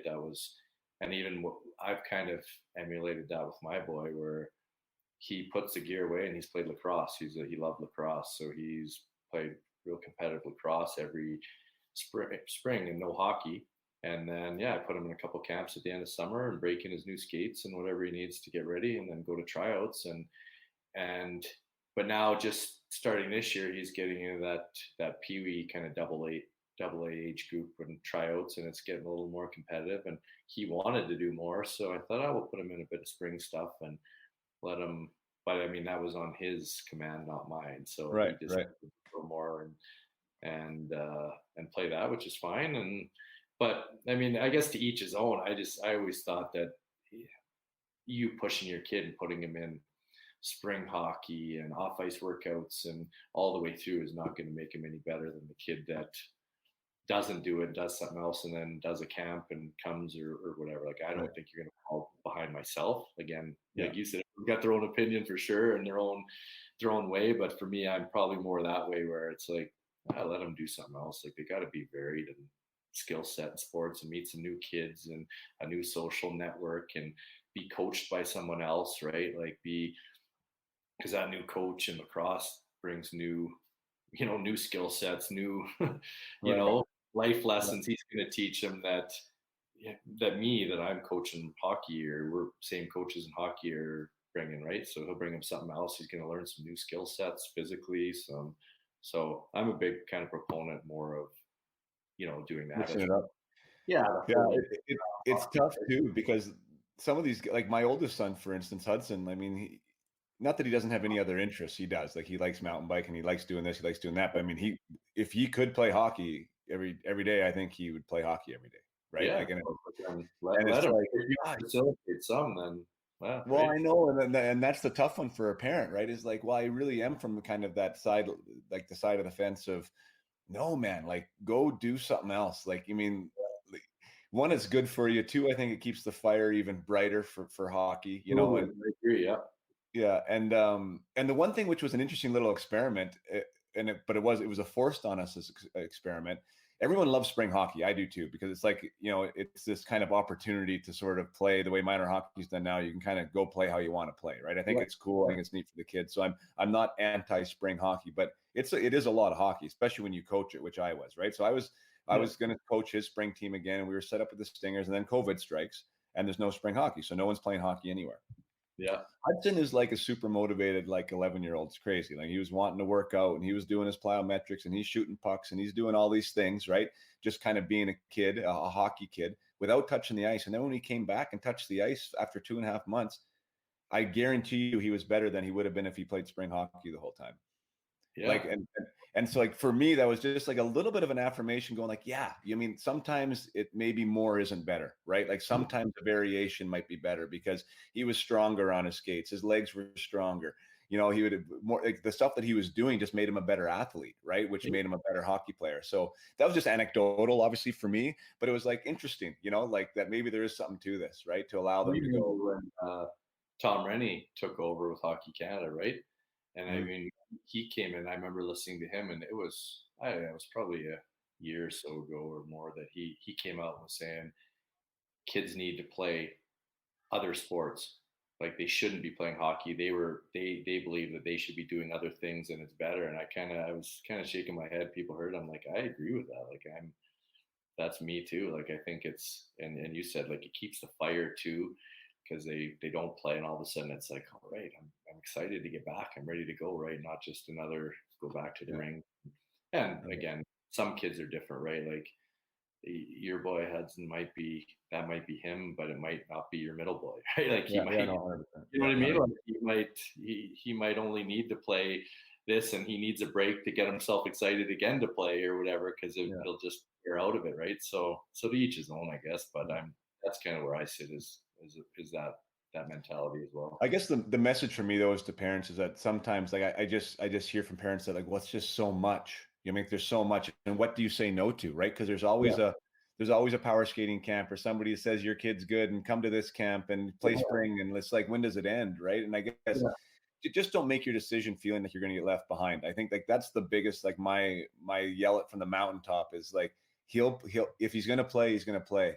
Like, Yeah. like, it's going to work out, and trust that process, and don't feel like you got to be writing checks every second week to have new ice No, and new this and new that, right? no, because you'll see some of those kids that have, the parents have spent $25,000 on camps and whatever, and then they quit when they're 14 because they've had enough and they want to do something else too, right? There, you're going to Yeah, see those. But I'm totally in agreement with you. yeah, That's the way I am too. It's like the kids, like I said at the beginning, the kids that love it, they're going to love it whether they play minor hockey and don't play again until August, or they're going to love it even more, or they're going to, don't do any camps and just start the season again, and they're going to love it and they're going to get better and they're going to. So that's Yeah. I'm with that Yeah, department. like you said, each to their own.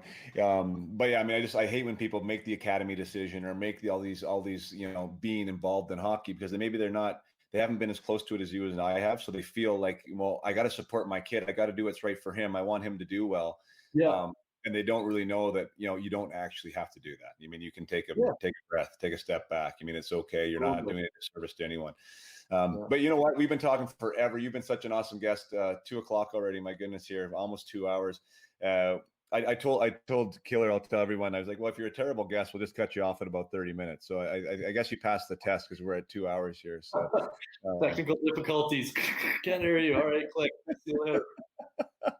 next week on Up My Hockey, we're gonna bring in. Oh, thanks for having me, buddy. It was good to chat with you.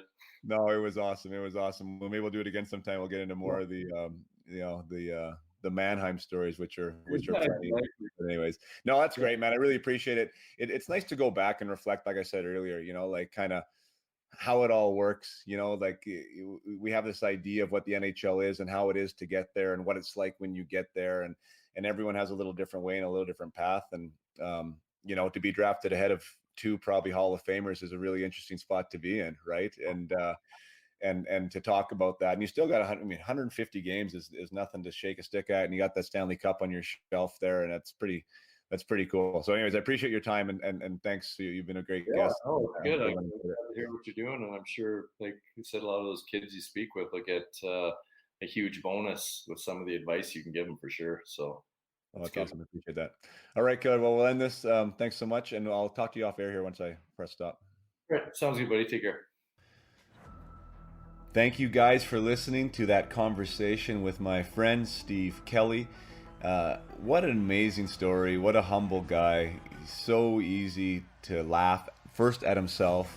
He has a great sense of humor. I think that really came through in this conversation. And what an amazing thing for him to be able to have his name on the Stanley Cup is so special and something that we all fight for a long time, and we all play for it on the driveway and as kids growing up. And those of us that were lucky enough to put on an NHL jersey obviously had that as our pinnacle, and for Steve to join the few who have their name on that thing is so special. And I wish we would have maybe spent a little more time there in the episode and just acknowledge and celebrate that. But super cool. And one of the things I took away from that episode, I'm not sure about you, was just understanding like how hard it is to make it. How Steve at the 6th overall draft pick ended up playing 149 games, and he fought for every one of those games.